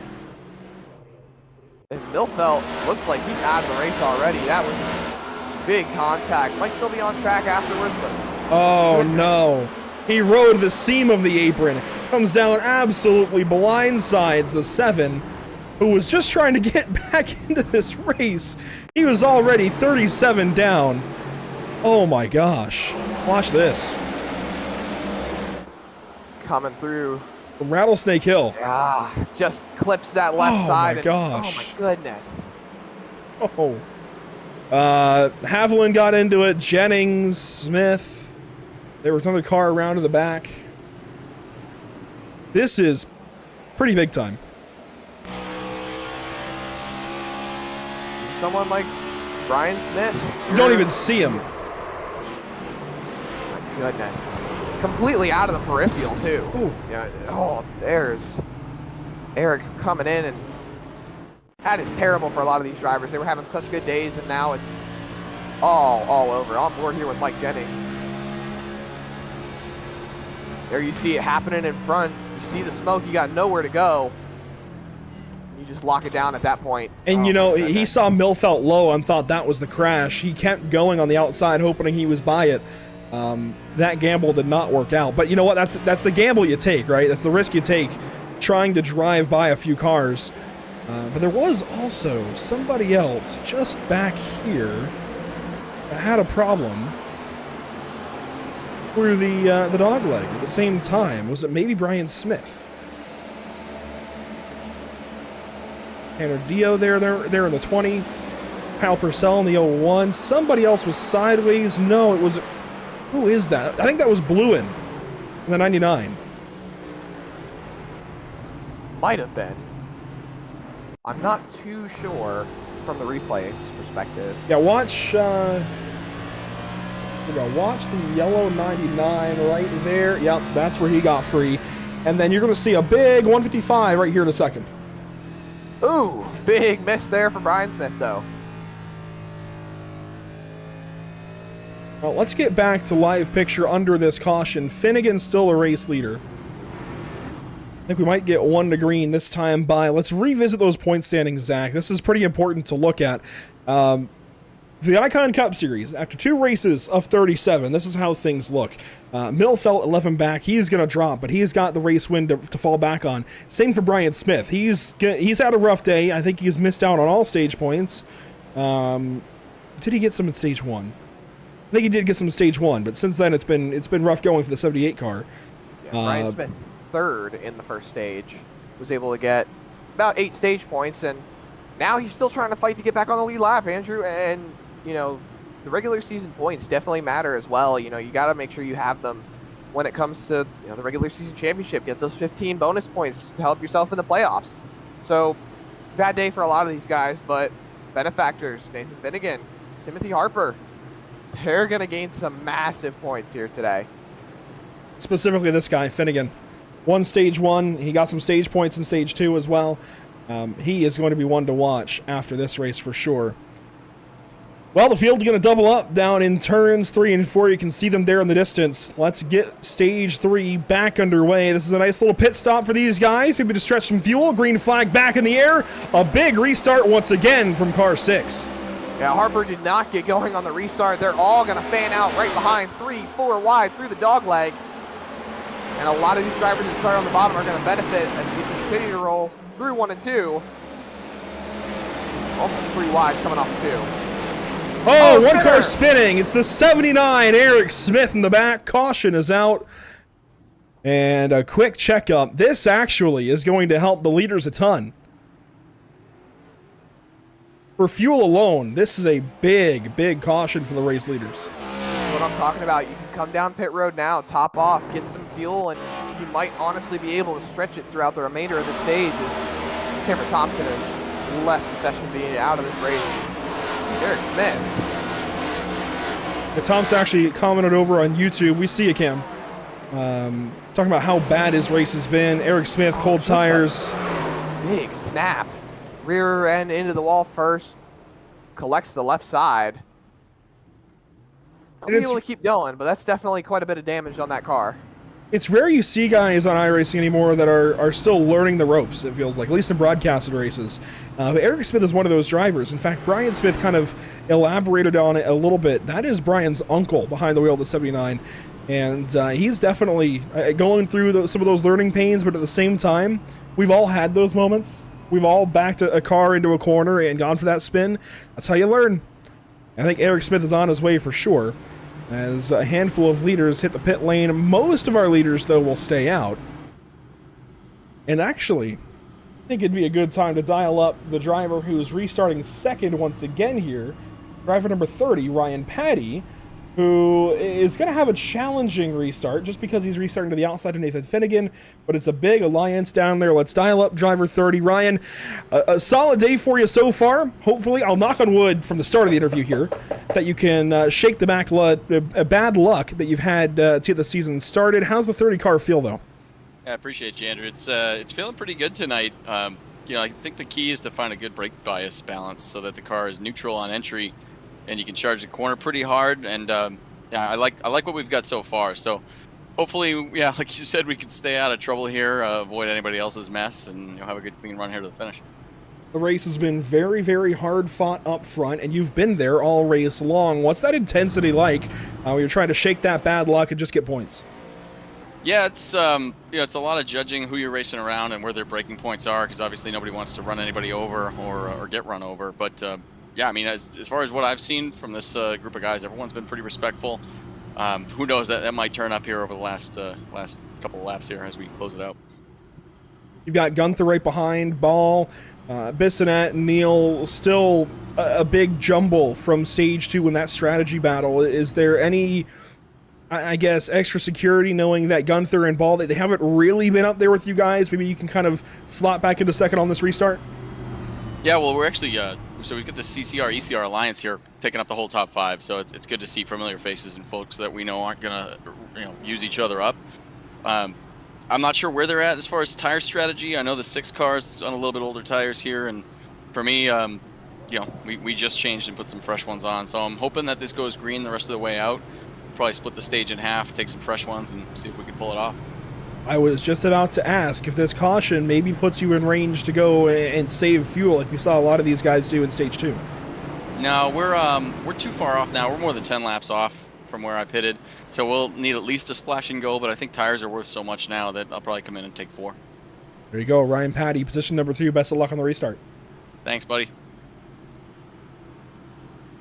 Going to talk with a driver who is faced with a difficult restart. It's been tough all day long to restart on the outside of row 1 and stay with the leader. Zach, that's one of the most difficult things in oval racing.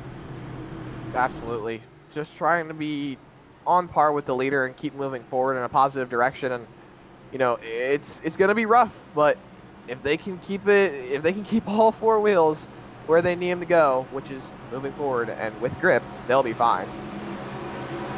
Going to get the race back going this time through turns 3 and 4 we go. Back to the Geico restart zone. 47 laps remain. Green flag back in the air for Finnegan.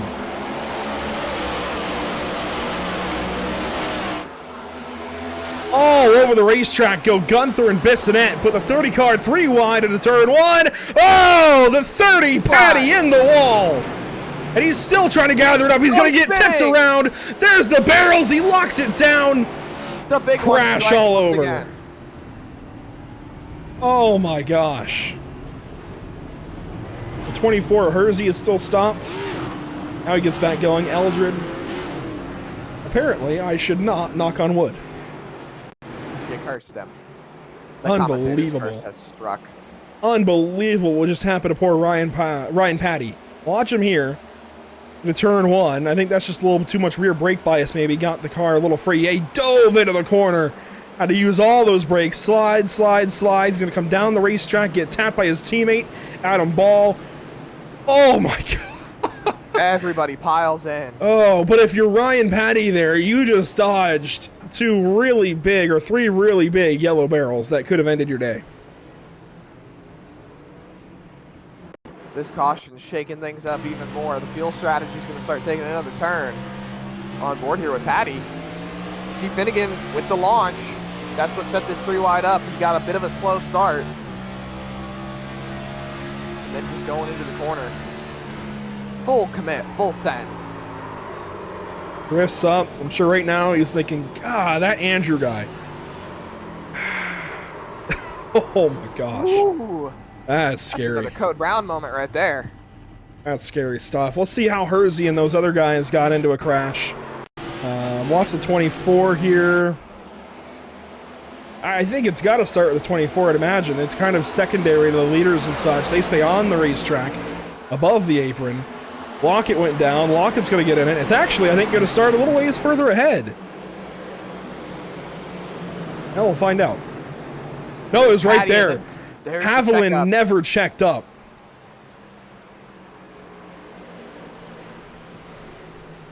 My goodness.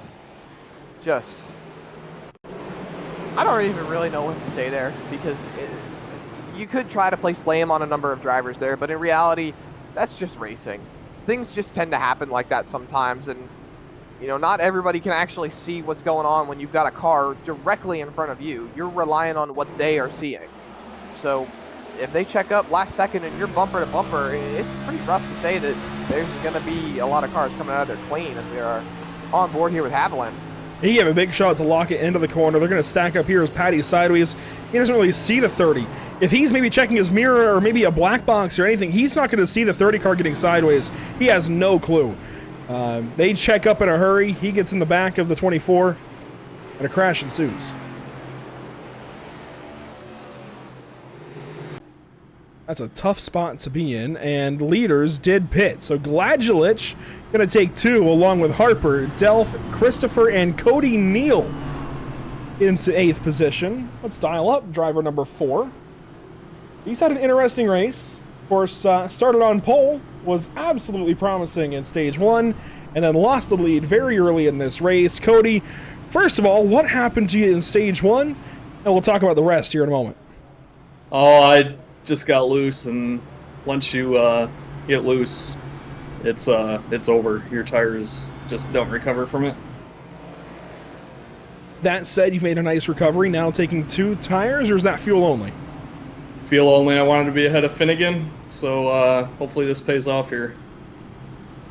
And you didn't pit all that long ago, I believe, but definitely a mismatch in tires. Do you feel like you can overcome that by just being ahead in track position? I certainly do. I think it's going to be a battle of clean air. Well, best of luck, Cody. We've been watching you all race. It's been a lot of fun to watch the 4, but get back to where the 4 cars should be here at Phoenix. Thanks. Cody Neal, try to get back up there. A lot of fun to watch at Las Vegas. A lot of fun to watch here again this evening. I'm going to find his team channel. There it is. Get him back down with Vincent Loria.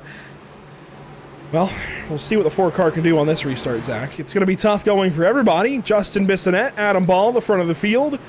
Rows 2 and 3 are very spaced out, but into the restart zone. We're back green, and Brad Delph is falling way back along with Christopher. That's going to be trouble. Yeah, that was a big, big loss on the restart. Just not able to get it going. Might have been in the wrong gear or something. I'm not sure.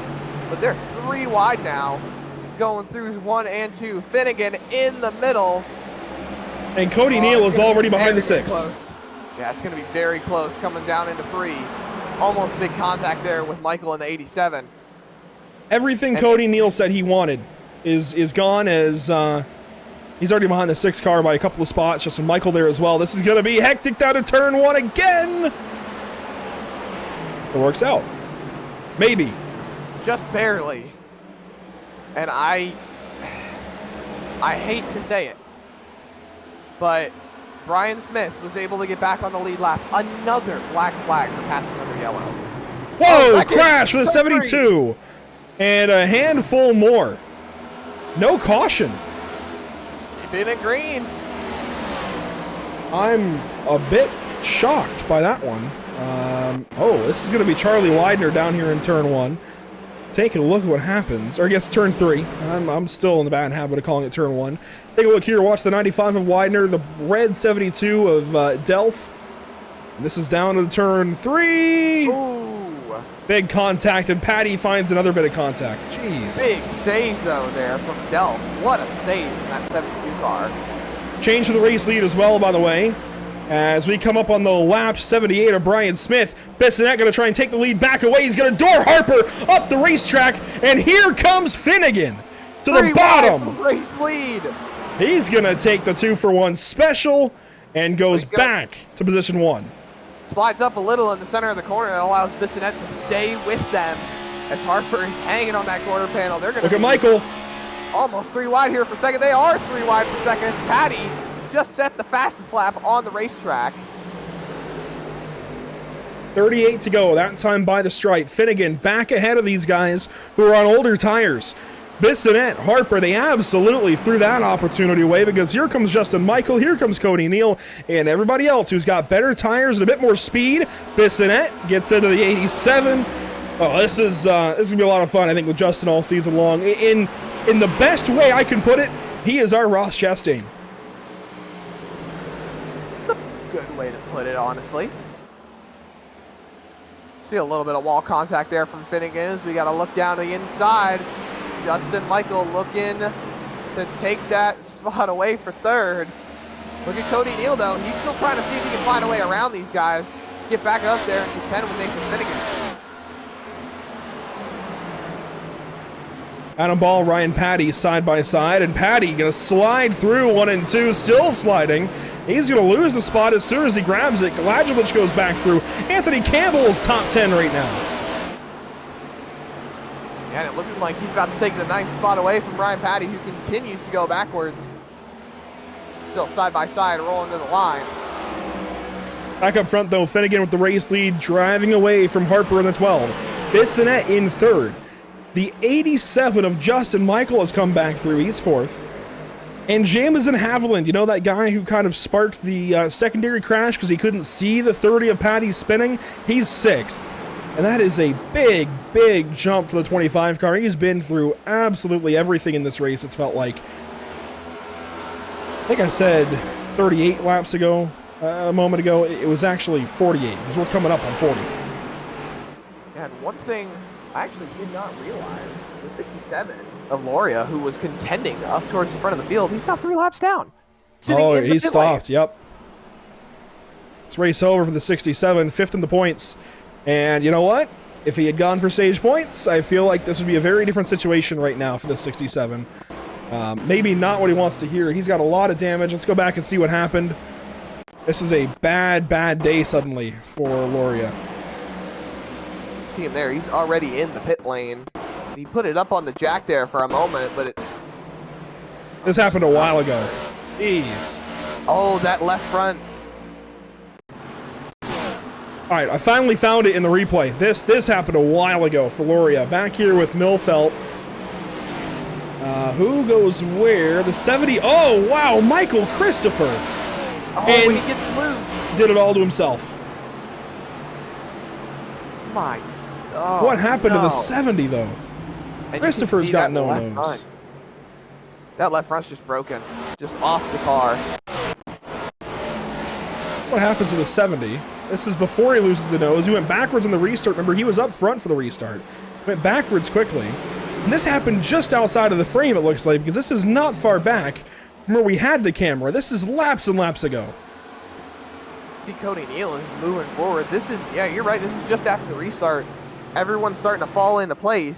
We were so focused on the fight for the lead that we did not catch this. And, oh, we hit the transition. It bottomed out. And that took the bumper. Wow. And then right after that, I think he's gonna come up in front of the 67 briefly. Nothing Christopher did wrong, but then Loria just gets free. pounds the inside wall, and that is day done for the 67, more or less. A driver who was fighting very, very hard early on in this race to contend for the win. Pretty much on pace with Nathan Finnegan for the short run, and now his day is done. Yeah, realistically, the race for the win should have been the 6, the 4, and the 67. And Neil's working on repairing the race. The 67 is out, and that's unfortunate. Vincent has been absolutely electric. Again, I go back to he and Brian Smith being the best two for the first two races, and now they are both outside of the top 20. Smith at least still running, Loria out of the race, and now in 28th, and dropping back as Evan Patinko's still on the track. He's only got 5 laps ahead of the 67 car. A rough day for the best of the series, but it's opening up the door for, again, these guys who we weren't really sure on just yet. They're showing they've got speed here tonight. Yeah, Brian Smith definitely had some pace, being able to stay in front of these guys, not go another lap down, holding on to whatever he can. As we see Cody Neal looking like he's getting ready to pounce here on 06. Oh, to the outside he goes. Bissonette had to gather the car up on corner entry. This is what I'm talking about. This is what I said. You can compare this track to things like Hickory. The outside line is really, really good when you're trying to see if you can set a pass up, and then the inside line in 3 and 4 is where you want to be to get that car, be able to put it in a good spot going through the dog leg. As you see side by side now. Oh, no! Cody Neal sideways it. in front of the field. That should be a caution. It is. Everybody missing him.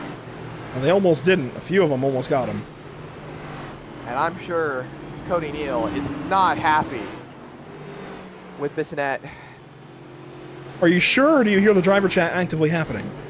I hear the driver chat actively happening, and Cody Neal is not happy.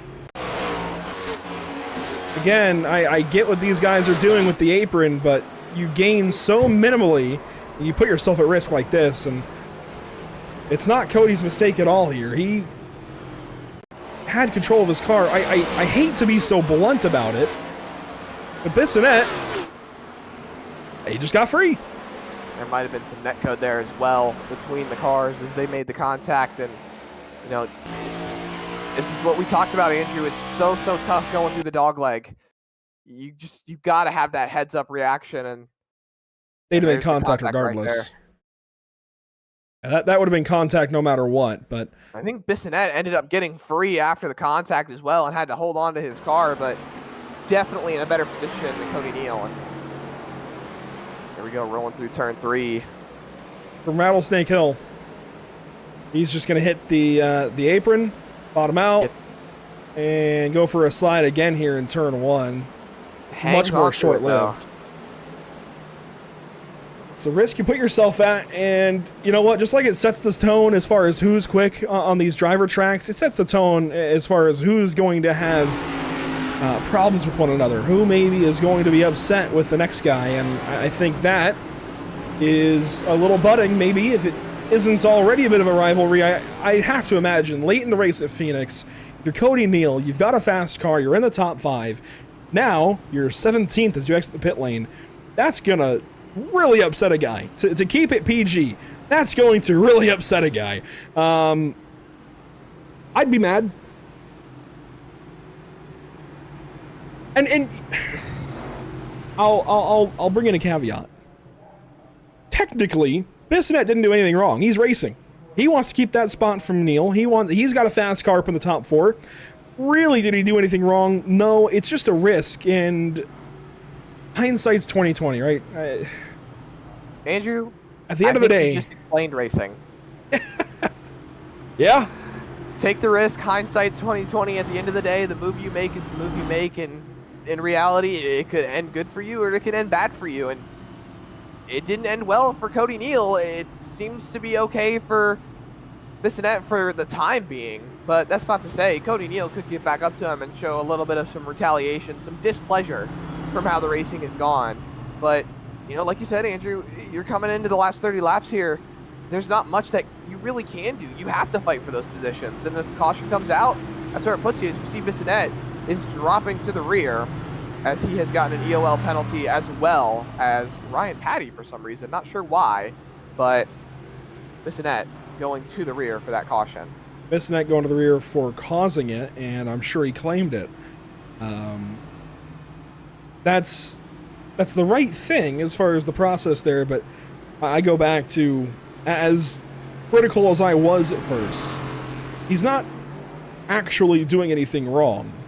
He is racing, got a little free, and while I would still be livid if I was Cody Neal, you can only be so livid, I suppose, because again, the guy is just racing. And roles reversed, it could have happened the other way around, as Patty will actually stay up front. I think maybe that was a misclick. It might have been. There seems to be a, oh, excuse me. That was Cody Neal who received the EOL. Ryan Patty, part of the admin team, was the one sending him to the rear. I read that penalty wrong. Well, then they're going to restart nose to tail. How about that? Well, I wouldn't want to be Bissonette right now as we get ready to come back to the green flag here, Andrew. Back into the restart zone, we will go one more time. 31 laps, the distance here. Green flag back out. Everybody's good on fuel. Let's see how it works out in Avondale. Nathan Finnegan, so great on these restarts today. He's able to jump out in front, really take advantage of it. As the 87 there of Justin Michael gets by Timothy Harper, clears for second, and they are single filed out the top three, really just about the top four, as Patty clears and sets in for that fourth spot. A good view here from the fan cam at Phoenix. 30 laps to go, this time by.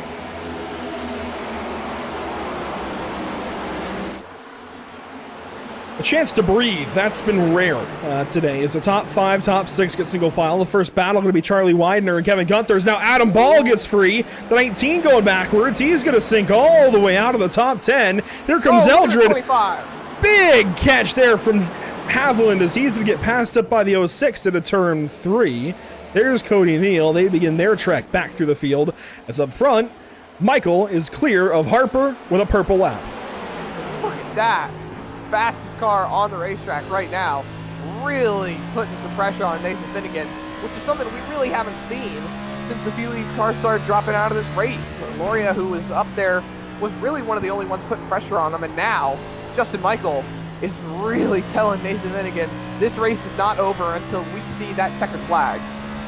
Absolutely, inside of 30 to go, and the 87 has come to life. It's been an up and down day for sure, but he has stayed relatively towards the front. He started 12th, but as low as 26th under that pit cycle.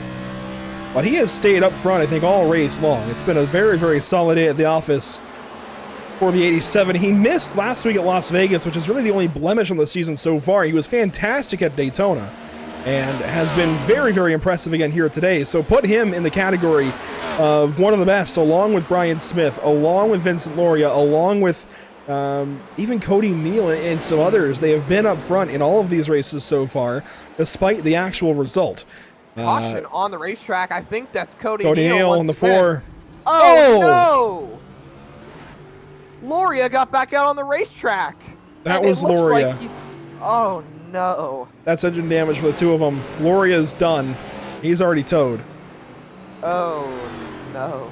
It didn't look too bad until that contact. Here's the replay. A good day gone bad for Cody Neal. These guys are going to start refusing interviews. Can I even say bad? It's a little bit past that, honestly. What happens here for him? Christopher going to get the 25. Oh, man. Gets him turned around. 24 piles in, and everything seems okay. And oh, no. Eric Smith, and then, oh, my Vincent. goodness.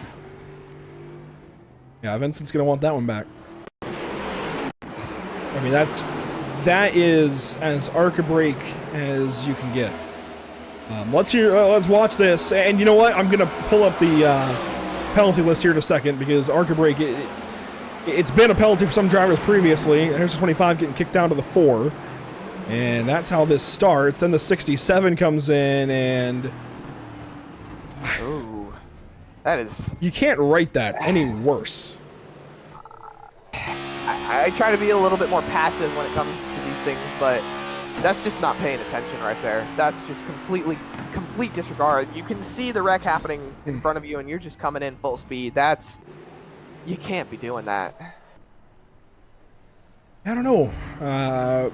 I'm a little not sure. That's unfortunate. I would have to imagine Vincent's kind of tuned out by that point, but that was pretty late. If we go back to the incident report, this is going to be a little bit interesting. We go back to Daytona, I believe is where we saw it. There was, yes, the 33, Luke Rakowski. He was forced not to qualify, it looks like, at Las Vegas. It was, quote, ARCA braking, did not slow for wreck ahead on lap 88, being queue for the next race of the 33 car. I think we're going to see a couple of those, unfortunately. And, I mean, Vincent's a good enough driver that was not... That's not something we would expect from him. So, I have to imagine he's tuned out. Unfortunately, it's really going to impact his teammate. Fortunately. And at the same time, we've got all of these different things going on track. We've got good days going bad. Maybe have bad days over here, possibly going a little bit better, as we've got guys like Brian Smith. We talked about him a little bit ago. He was in the back having a bad day. Now he's back up to 18th. He was able to get the wave around on the last caution and put himself in a better spot. Hopefully he's able to get up there, but it's going to take a lot to dethrone that 6 car of Nathan Finnegan, as we should be going green here with just over 20 laps to go. I was about to say, we've been a little negative. Let's focus on some positive here. Maybe with the schedule as a whole. This is race number 3. We have a long ways to go. We head out to Bristol next week, and the broadcast is TBD, we'll say. To be determined, or I guess to be confirmed, TBC. But then we definitely will be back at COTA for week 5, Richmond, Martinsville, Texas. But Zach, since you're new here, let's highlight the big glaring difference through the NASCAR Cup Series in the playoff structure, and the fact that in the round of 4, we are running 3 races. These guys are not set up with a 1-race battle for the championship. Homestead, Martinsville, Phoenix, that is the round of 4. Homestead and Phoenix sound pretty okay. Martinsville in the middle, that's going to be tough. Yeah, Darlington not being your cutoff here. Daytona is going to be the cutoff, not to mention... Well, rather, Michigan's the cutoff. Daytona's the first race of the playoffs. Exactly. No, there's a lot of unknowns here, not to mention I can see a few discrepancies comparing to the NASCAR schedule. Like, they moved Atlanta a little bit further in the season, but hey, it works out, and we're going back racing here. Back green as the sun sets behind the grandstands. Lap 166 now underway. 22 laps to go at the drop of that green flag. Watch Justin Michael. This will leave for the race win if he can get up to the 6 car. Yeah, Finnegan seems to be coming to life just a little bit when it comes to the short run, but in the long run, Finnegan's definitely the car to beat. So if I'm Justin Michael, I want to take advantage of everything that I can on this restart, completely pounce on that 6 car on this short run, put yourself in a good spot. 21 to go for Justin Michael and the rest of the field as they chase the number 6 here into turns 1 and 2. A couple of other positive highlights actually is the guy who just hit the wall. Charlie Widener has come back through the field. He's had a rough day. He's racing, though, the other highlight up here in the top 10, I'd say. Well, another one of them is Gladulich is going to get turned around. He's just going to hang on and go up the racetrack now in 3 and 4. It's 4 wide for a moment. Campbell makes it through. There goes Brian Smith on by in 13th. Eldred sideways. No caution yet. Whoa. We stay green. 3 instances there where that should have been a caution. Kudos to those drivers for making it through and hanging on to it. Lots of drivers benefiting from that, though. Bissonette back up inside the top 10. You've got Brian Smith up to 12th, Adam Campbell into 11th. Actually, speak of the devil, Brian Smith down to the bottom to take that 11th spot away From Anthony Campbell. Quickly salvaging this day. Slide job there a little bit out of the 78. He was just able to boot, scoot, and boogie out of the corner. That was solid stuff from Brian. And he's coming back towards the top 10. I don't think he's done yet. Remember, he drove from 34th to 3rd in stage 1. He can absolutely get by these guys. If I'm not mistaken, you see Brian Smith going for 10th now. I think he he's on fresher tires. I think he pitted Yes. under that caution, being able to take advantage of that, and it's helping him big time. If he can keep this ball rolling in the right direction, he might be able to lock himself up a top 5, even a top 3 finish. Gonna be tough. Bissonette racing with Jennings. Actually, this is Cody Neal. Cody got on his bumper there. Cody Neal is not racing inside the top 10, so this No. might be a little bit of payback central here, Andrew. Looking as they're side by side, Cody Neal not giving Bissonette any room really. Yeah, Cody's just kind of impacting his day here, pulling him out of a battle. That's really all he's going to accomplish, as long as he stays clean, and he will pull off now. Moving over for Brian Smith as they yeah. are fighting now for position. As there was some smoke.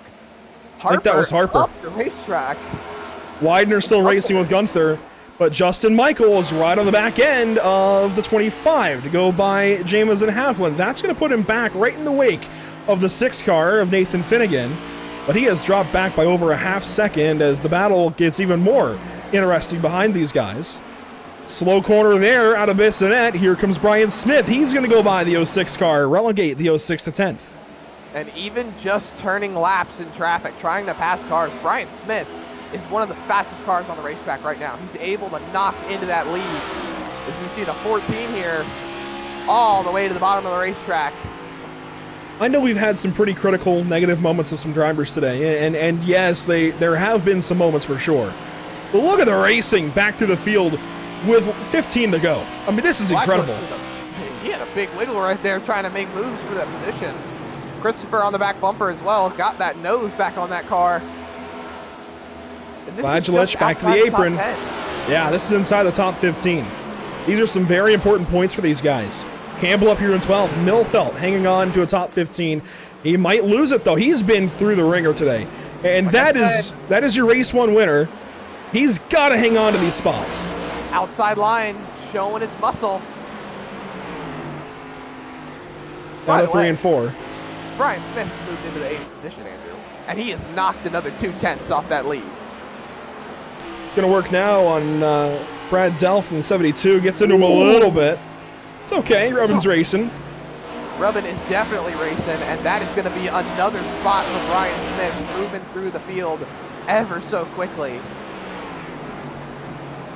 I do love that drab green on that 78 car. Jennings took the opportunity there in the Ross Chastain lookalike Chevrolet. Going to try and go by the 72 this time down in turn 1. It'll be 12 laps to go. Actually, that was, I think. Well, was it? Should be yes, that was 12 to go. Yeah, so this is 12 to go, coming to 11. And I think, unless we get a caution, this might be Nathan Finnegan's race. If we get a caution here, Andrew, that's going to throw everything into the wind. That's going to throw this whole race upside down. Finnegan, Michael, Patty, you're pretty much your 3 fastest cars on the track right now, other than Brian Smith. They're all on older tires. We've only got a few cars that are breaking into the top 10 that are on new tires. And caution on the speedway! It's a 70, Christopher. There's the caution that we were just talking about. We were just theorizing over. Not to quote Mike Joy, but this changes everything. And it does. This is right behind the group we were on board with a few moments ago. Again, bottoming out. Oh, no! No! Cody Eldred, the Operation Motorsport Chevrolet, blindsided by the 70. That is huge. Huge contact. So we saw the 70 get free. Let's ride on board here with Eldred. He's just a few cars back, and this has been the theme, unfortunately. An innocent bystander. A driver ahead gets free on the apron. The driver behind has to pay. Right here. Does everything right there as well. Stays high, sees the car spinning low, and look at that, the front bumper disconnected from the car, hanging on by threads. What the leaders do under this yellow? Nathan Finnegan going to stay out so far. I thought the pits were open, and they were because Bissonette's in the pits. Brian Smith in the pit lane as well. He's budgeted those tires. That's another new set. I don't know that I would have done that, but hey, clearly he believes. Bissonette heading to the pit lane, I mean, that's just track position on itself right there. You know, you're putting yourself in a bit of a hole now with... Bissonette makes sense. He had been passed up. He was on the verge of losing the top 10. Ryan Smith, though, already had better tires. Might be shooting himself in the foot right here, especially with everybody else staying out. This might be an interesting call here as Mike Jennings is now out of the race. Let's talk to the driver of the 78 who won last week at Las Vegas. Brian, it has been a tough day, but I will say 34th to 3rd in stage 1, that's impressive. You're working on it again, but you pit here with under 10 laps to go. What's the thoughts? Just do the opposite of what everyone else does, because I kind of got screwed a couple times in this race, but see what I can do here with 4 fresh tires. And what took you out of the top 3 there after stage 1? What went wrong? Ghost passing under yellow that league admins, for whatever reason, refused to clear. Well, it certainly set a negative tone for the day, but you have an opportunity here. You restarted 15th. You just drove, well, maybe 16th. You drove through a handful of the field last time. Do you think you can do it again? I will certainly give it all I got. Well, Brian, good to talk to you, and hopefully this day turns around here in the next 8 laps. It's been a lot of fun watching the 78 go front to back. Overall, do you feel like this has been kind of a win coming back from what it could have been? No, I'm not happy with how things went tonight, but like I said, we'll see what I can salvage out of this. I mean, coming back from 2 laps down twice is not easy, so even if I get a top 10, I guess that is a positive day. Brian, once again, it's good to talk to you. Coming off the win last week, hopefully you get back to those winning ways soon. Awesome, thanks. That is the first upset interview we've had. I have to say, though, if we had talked to Ryan Patty 1 caution later, I think it would have been about the same after that. Whatever that was down in turns 1 and 2 so long ago. But you know what, Zach? He's restarting 3rd. And consider, if you will, how every one of these restarts have gone prior, especially when you've had teammates in 1st and 3rd. I think Patty is a pretty solid bet to move into 2nd on this restart. Yeah, you need to take into consideration, and I think Patty knows what I'm about to say. Do not sleep on this restart. You have got 6 laps to go, we take the green. You got to be on it. If you want to have any chance of beating Finnegan on this short run, you have to get him on the restart. Couple of other highlights in the top 10. Gamble Campbell. Anthony Campbell restarting in the 8th spot. Brad Delph going to restart 7th. Gladgelich and Milfelt, they're in the top 10. Inside of 10 laps to go. Back green at Phoenix. Watch the 30. Watch the 87. Off of this restart. Going to dive into turn 3. What can they figure out here? Michael going to hang on to the 2nd spot. Harper up the racetrack to 12. In the wall with just 6 laps to go. Yeah, and they cannot keep fighting when they've got the leader walking away right now. 5 to go at the line. And you have to make something happen now. You have to find a way to move forward, as we've got cars all over the racetrack just trying to find the grip with whatever tire they still have left. Campbell up the track there. That opens the door for several drivers to go by, including Gladgelich. But up front, 5 laps to go. That time by your top 3, Finnegan, Michael, Patty. And I think the 6 is going to drive back away. Nobody has speed for him. Absolutely not. There's no way you can catch him now. As the run settles in, Finnegan's just going to keep walking away from these drivers, and I think it's over. It's certainly not over yet. Let's highlight, though, how about somebody back into the top 10? We just spoke with him. Ryan Smith going for 8th. We might have been wrong, Zach, but how much time does he truly have? I mean, he was up into, what, 7th at the time of the caution? He's about to take that away, but he has so little time now to fly through the rest of the field. 4 laps to go this next time by. I think a top 5 is 3 laps to go, actually, here. 3 laps to go. Yeah, 3 laps to go right here. I think a top 5 is well within his power to keep this pace up and keep moving forward. He's not that far off the cars in front of him, and even then, we still might see a caution, Andrew. 3 down into 1 and 2, chasing the car as we're seeing a battle now for 2nd place develop. Justin Michael up the racetrack. Ryan Patty going to fill the hole and try to go by here in 3 and 4. 2 laps to go. This time by. Patty goes in deep. He's going for 2nd. Contact there for 3rd. Michael's free. Crash. The 31 hard of the wall. Kevin Gunther cautions out. We're going to do it all over again. And who's the benefactor here, Andrew? Who were we talking about? Ryan Smith is 4th.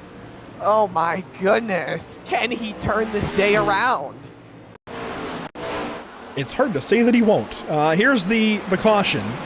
Kevin Gunther, absolute bystander in all of this. Michael goes up the racetrack, and he's going to get hooked around. Just so unfortunate. Gunther was having such a great day, too. He really worked that pit strategy during the second stage and was able to put himself in a good spot with the track position throughout the rest of the race. And now he's just thinking what might have been. Boom.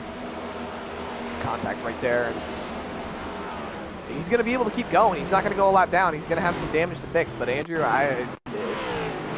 he's got to be kicking himself right now. All right, let's watch Brian Smith through this. At this point in time, he is 7th. He's just gone by Charlie Widener. Looking at 6 cars ahead of him. How does he get 4th out of this? Well, he's taken 2 out of it. I guess he must have got by Delph, because there goes Michael. That's going to take out the 31. Yeah, he goes right by Delph at the last moment before caution. Actually, no, he's lined up behind Delph now, so he will restart 5th. And that's only good. Yeah, that's only going to benefit the 78. I don't know, Andrew. Do we bring him back up and talk to him about how it all went, or do we let him kind of do his thing? No, not after talking to Ryan Patty and seeing him go flying off into the corner. No, we will save Brian. Knocking on wood is not going to do anything. It's not doing any favors for anybody right now. We'll save Brian. But you know what? I was critical of somebody earlier, and we brought it back to being more or less racing. Justin Bissonette had the contact with Cody Neal. He's had a couple of cautions, a handful of laps, some restarts to think about it. I'm sure think it over a little bit. Justin, admittedly, very critical of what happened between you and Cody Neal until I considered you're just doing your thing, trying to race, trying to finish as positively as you can. What happened there on the front stretch a handful of laps ago? I'm not quite sure. You know, we went to the dogleg. I think I maybe got a little bit loose, but I'll have to watch a replay of that one. That one happened so fast, I don't know if I could honestly tell you whether it was incidental or egregious, but I figured I'll take the EOL and loan it for the time being. Well, this is a green-white checkered. First one of the bunch, at least this evening. Maybe the first and only of the race. You've got 25 lap better tires, and we see Brian Smith has driven through into the top 5. Can you do the same here in 2 laps? Maybe P5 if we get a little 2 or 3 wide race in front of me. We'll try to get a P5 out of it, but it's gonna. Biggest thing is I don't want to junk it here after this whole long ride tonight. Through the last 2 races, Las Vegas and Phoenix, this West Coast swing, it has seemed like Car 06 has been in the background of every single shot of the leaders. Hasn't led many laps. I mean, 6 laps led today. That's a handful, I suppose. But with the aggression we've seen, in a good way, it's felt like you are this series Ross Chastain. Again, in a good way. Do you own that? Yeah, for sure. I mean, realistically, I don't spend the hours every week that most of these guys do. So, truth be told, it's, I'll never hook someone. I'll never intentionally try to door anyone. But for me, it's a little bit more uncharted waters than it is for some of these guys that are on here 1,000+ hours a week. Well, best of luck here on the restart. Restarting 10th. A little bit of work to do over the course of 2 laps, but if anybody's going to do it, it's going to be this series Ross Chastain. Unfortunately, though, you can't use the outside wall. You never know. We'll get close. Well, let's see. Bissonette going to restart from the 10th spot. Best of luck. Absolutely. Take care, guys. Justin's got his work cut out for him. Up front, though, Zach.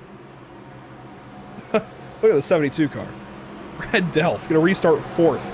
This is a green-white checkered. Anybody can win it. Nathan Finnegan has led the lion's share by a long shot. 142 of 189 that are complete. We go into overtime now, adding a handful of laps. Brian Patty going to restart 2nd. Timothy Harper still 3rd. Then Brad Delph. Then the 78 of Brian Smith. Let's see how it works out. Green-white checkered. Icon overtime. Green flag in the air. The restart. Nathan Finnegan gets a good jump. There's Brian Smith all the way to the bottom. He is wasting no time. Crash in the back. Wrecking behind. Eldred, Lockett, onto the inside, onto the apron. No caution yet. This might go green. Brian Smith going to door the 12 at the racetrack ever so slightly. It's going to be a race here to the white flag. Can they get there? I think this race is going to go official. It is. White flag in the air, brought to you by Whiplash Sim Cams. Contact. Smith is crashing. no! Oh And my they're wrecking gosh. still. Look at them. Absolute chaos in the back, but out front, the same Chevrolet that seems like it's led them all, Nathan Finnegan, gonna work down the backstretch at Phoenix Raceway and conquer Avondale, Arizona. He's gonna punch his ticket to the playoffs. Nathan Finnegan wins at Phoenix. More crashing across the line. Absolute chaos to end the race. Oh my gosh. This race just turned into... Oh, no. This bump there, that was respect from Michael, and they ran so many laps around each other. That was cool to see. And Nathan Finnegan, we talked to him after he won stage 1.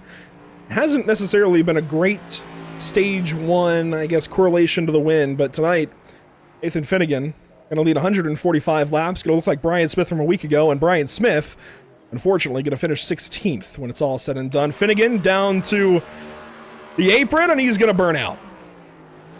Well deserved. Very, very well deserved. Absolutely. Really, really solid day. We'll see if he brings it down to the virtual victory lane. But in the meantime, absolutely deserved for car 6. And the University of Rhode Island driver. I think he's going to move a good way, not just into the playoffs, but he's going to have to be close to some of the points leaders. He comes into this race, what, 16th or so, gets the big win he needs. You would have to imagine that he's going to leave this place in pretty good shape. I would assume so. He's got to be able to, you know, sit here and think, well, I don't think I really need to worry about points anymore. Put himself in a good spot moving forward, and now he just has to ride it all the way out until the playoffs start. He must have heard somebody. He must have heard me, maybe. Hopefully he brings it around to the actual victory lane. It does exist here at Phoenix.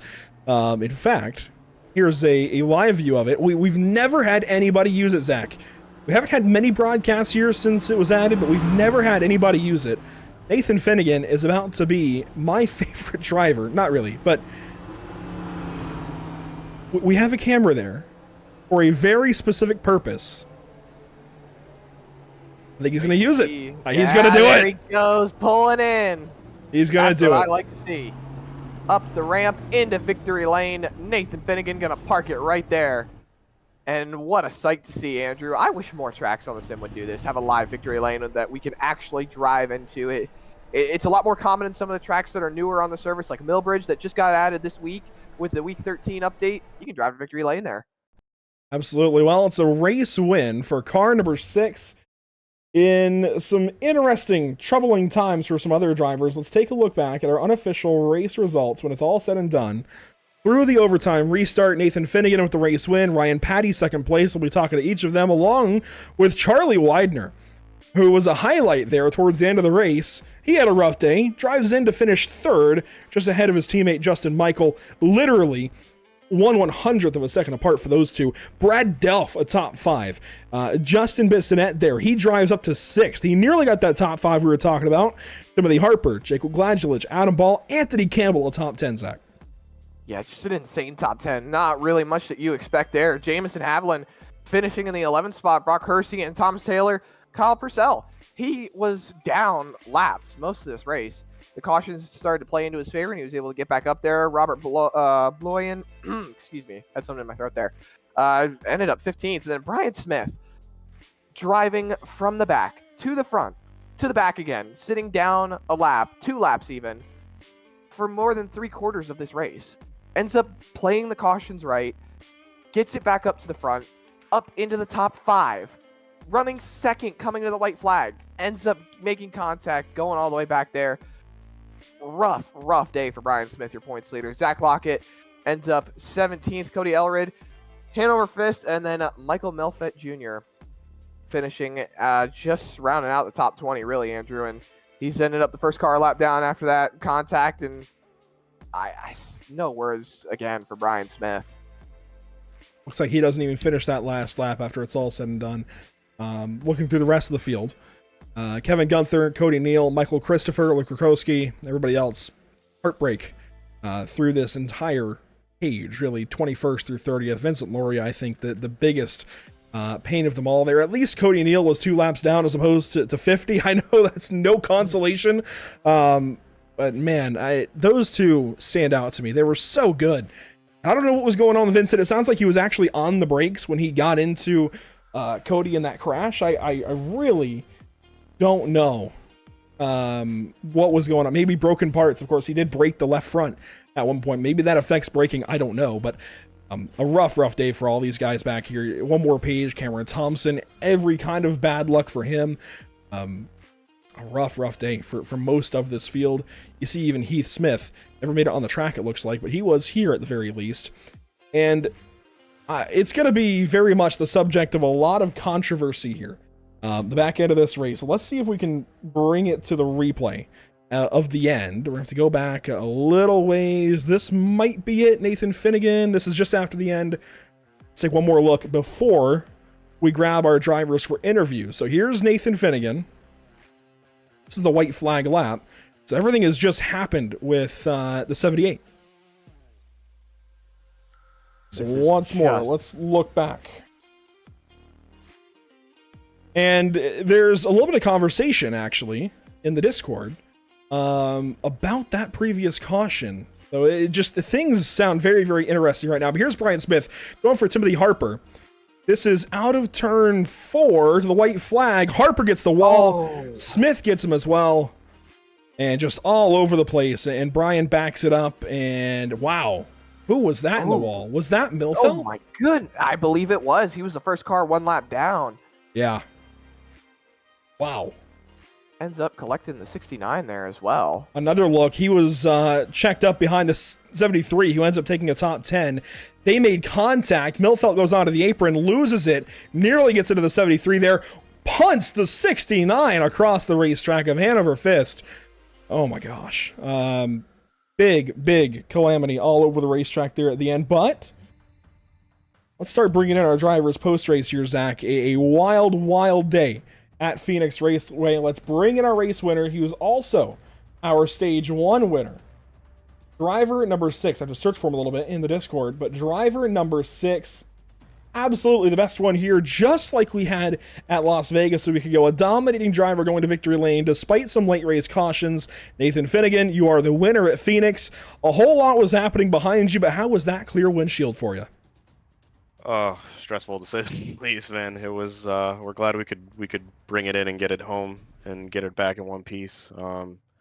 Thing was hooked up all night and felt really strong on the long runs, and we just could not buy a long run at the end, unfortunately. And that's what I was the most afraid of, was restarts breeding restarts, and that's what happened. And our gamble to stay out ended up working out on that green white checker. I didn't think we were going to get enough takers, and we stayed on those tires, and it worked out.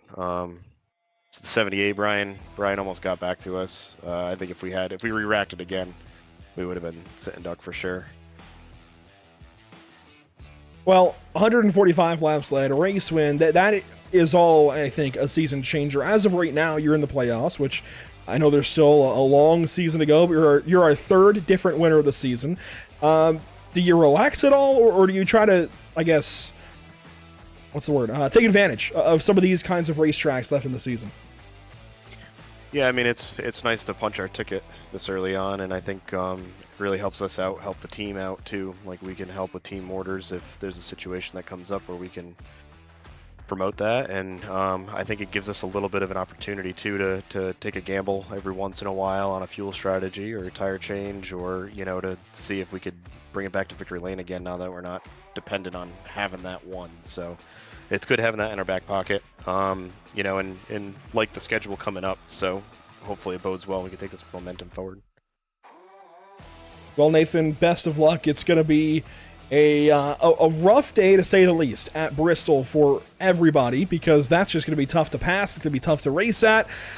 I'm glad you got your win out of the way here at Phoenix. Best of luck to you next week at Bristol. Hopefully we'll see you there. I appreciate that, man. Thank you so much. Nathan Finnegan already has that win sorted out, already has that win taken care of. Well, let's bring in, unofficially, second place. There's a little bit of controversy being talked about, but I don't know if that's going to change much. Let's Bring in driver 30, Ryan Patty, who, Ryan, I figured at first, after I talked to you earlier, you were probably not the biggest fan of me, but it all comes back. You finished second. How was it?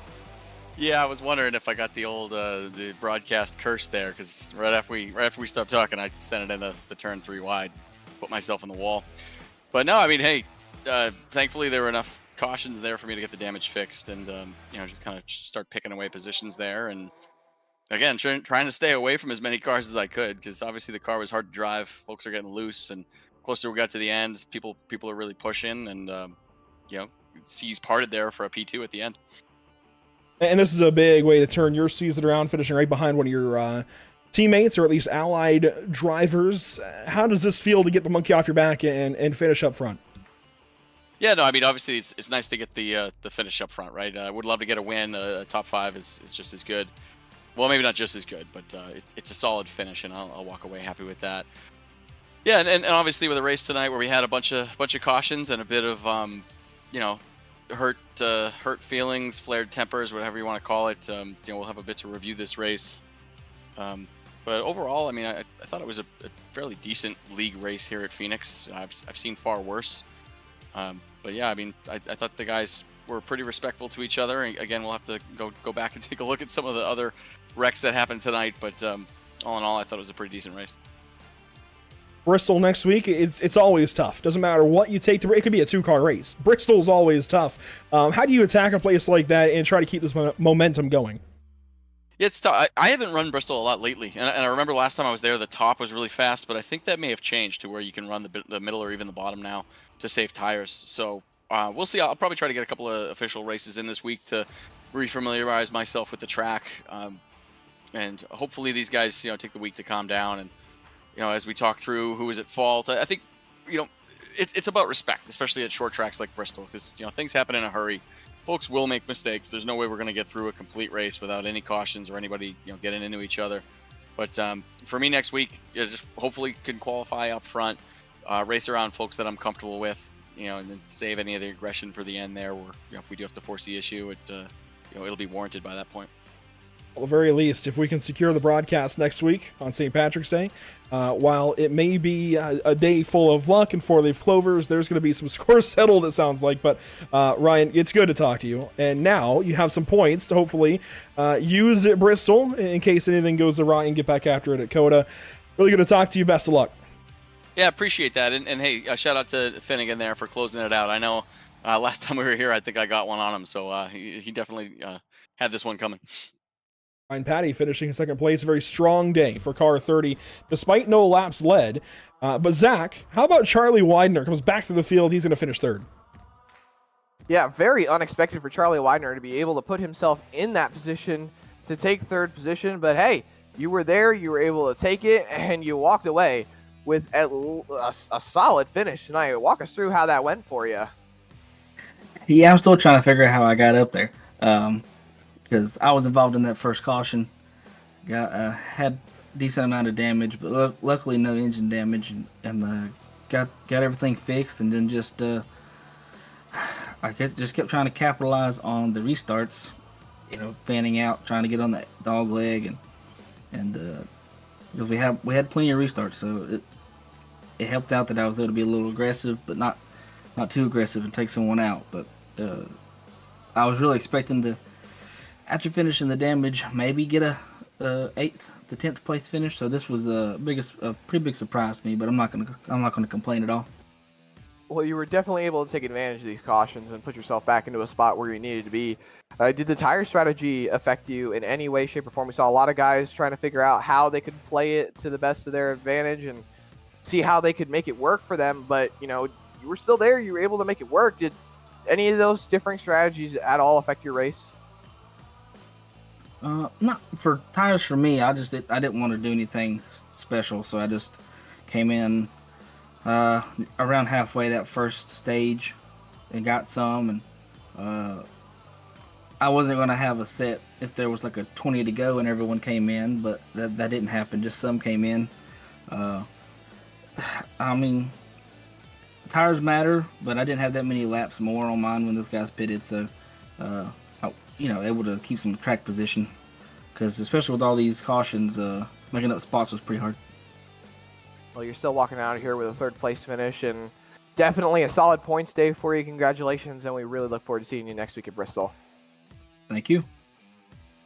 Well, Andrew, that's your top 3, and well, that's really, I think only maybe 1 or 2 of those cars is the top 3 that we expected tonight. Yeah, very much unexpected race here at Phoenix Raceway. A good day. I know there's a whole lot of up and down, very much a roller coaster here. But this is a bit of a preview of what we're going to see in race 37. And you talked about deviations from the NASCAR calendar, Zach. How about the fact we're racing for 37 points races as opposed to 36? We've got an added one in there, and I believe, trying to rack my brain, actually don't know where that added race comes in, because we skip. Oh, it's the break. It's Auto Club, and it is an extra race at, well, I guess Atlanta's just moved. So it's the Auto Club race that's added, right, at California. It's slightly shifted because we also get those 2 races in over the Olympic break. That's what it is. So that kind of changes things up, that summer stretch especially. You throw in California, 2 races before Michigan, which is a very similar racetrack, and that run to the playoffs is going to be very, very different from what we see in the NASCAR Cup Series on Sundays. Absolutely. It's always just 3 rounds, 4th round, you got to win the race, and you'll be able to be the champion. That's it. But it seems like these guys are taking a bit of a different approach, which I actually really, really like. I like the idea of making the last round an average of the 3 races. You need to accumulate all of the points needed to be able to put yourself in a position where you could realistically win the championship. And I think NASCAR should adopt something like this. I think it would be very beneficial for how they run their championship format and how they put themselves, in contention for a good race at Phoenix. And there's a lot of great standouts for this. You've got 2 super speedways in the first round. 2 super speedways. Then you've got a road course and a short track and a 1.5 miles. Then you go round 8, super speedway. I believe they're running the Charlotte Roval, if I'm not mistaken. Yes. And so that there you go again. You've got a super speedway, you've got a road course, and a 1.5 miles in the next round of the playoffs. And then you've got a 1.5 miles, a short track, and then we're right back here at Phoenix. There's a lot of driver tracks in there that are really going to show who's going to be in contention for this championship. Not to mention, we're jumping around on the schedule in the next few weeks. We're going straight to Bristol for a short track race, 300 laps. Then we're going to Circuit of the Americas for a road course race. Then we're going straight back to Richmond for a short track. They're all over the place, and I love it. Yeah, much like we have NASCAR going to a bunch of short tracks coming up with that on-road course at COTA. I mean, it's the same kind of stretch, really. And this first portion of the season is exactly the same as NASCAR, aside from moving Atlanta later in the season. Of course, we get that old Atlanta race, actually, which isn't noted here. Maybe we'll make that change, but we have the old Atlanta race for race 22 in the summer, which is going to be completely different and unexpected from anything else in the schedule. We have that Chicago street race, of course. We have Atlanta still in the playoffs, and you talk about the round of 4 being completely different. Get now 3 races. I think this is the most fair way actually to break up the playoffs, right? I mean, in football, you have 1 game per playoff round. In hockey and in baseball and in basketball, they at least, the round structure is all the same. It's best of 5, or I think hockey now does best of 3, then best of 5, or something like, or best of 7, best of 5, best of 7. That's what it is.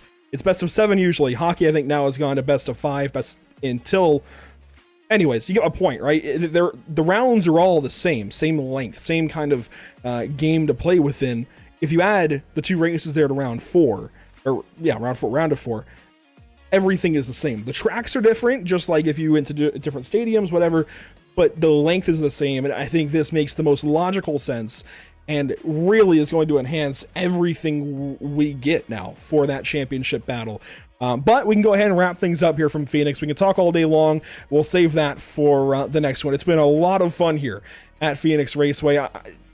I know a lot of NASCAR fans have kind of voiced their displeasure about this being the championship finale, but I'm that much more excited now for November when we come back here later in the season and get to decide the championship at this race, along with at Homestead and at Martinsville. This is going to be a great player late in the season. Zach, do you have any final words here? Give me more. Give me more of this racing. This was really, really good.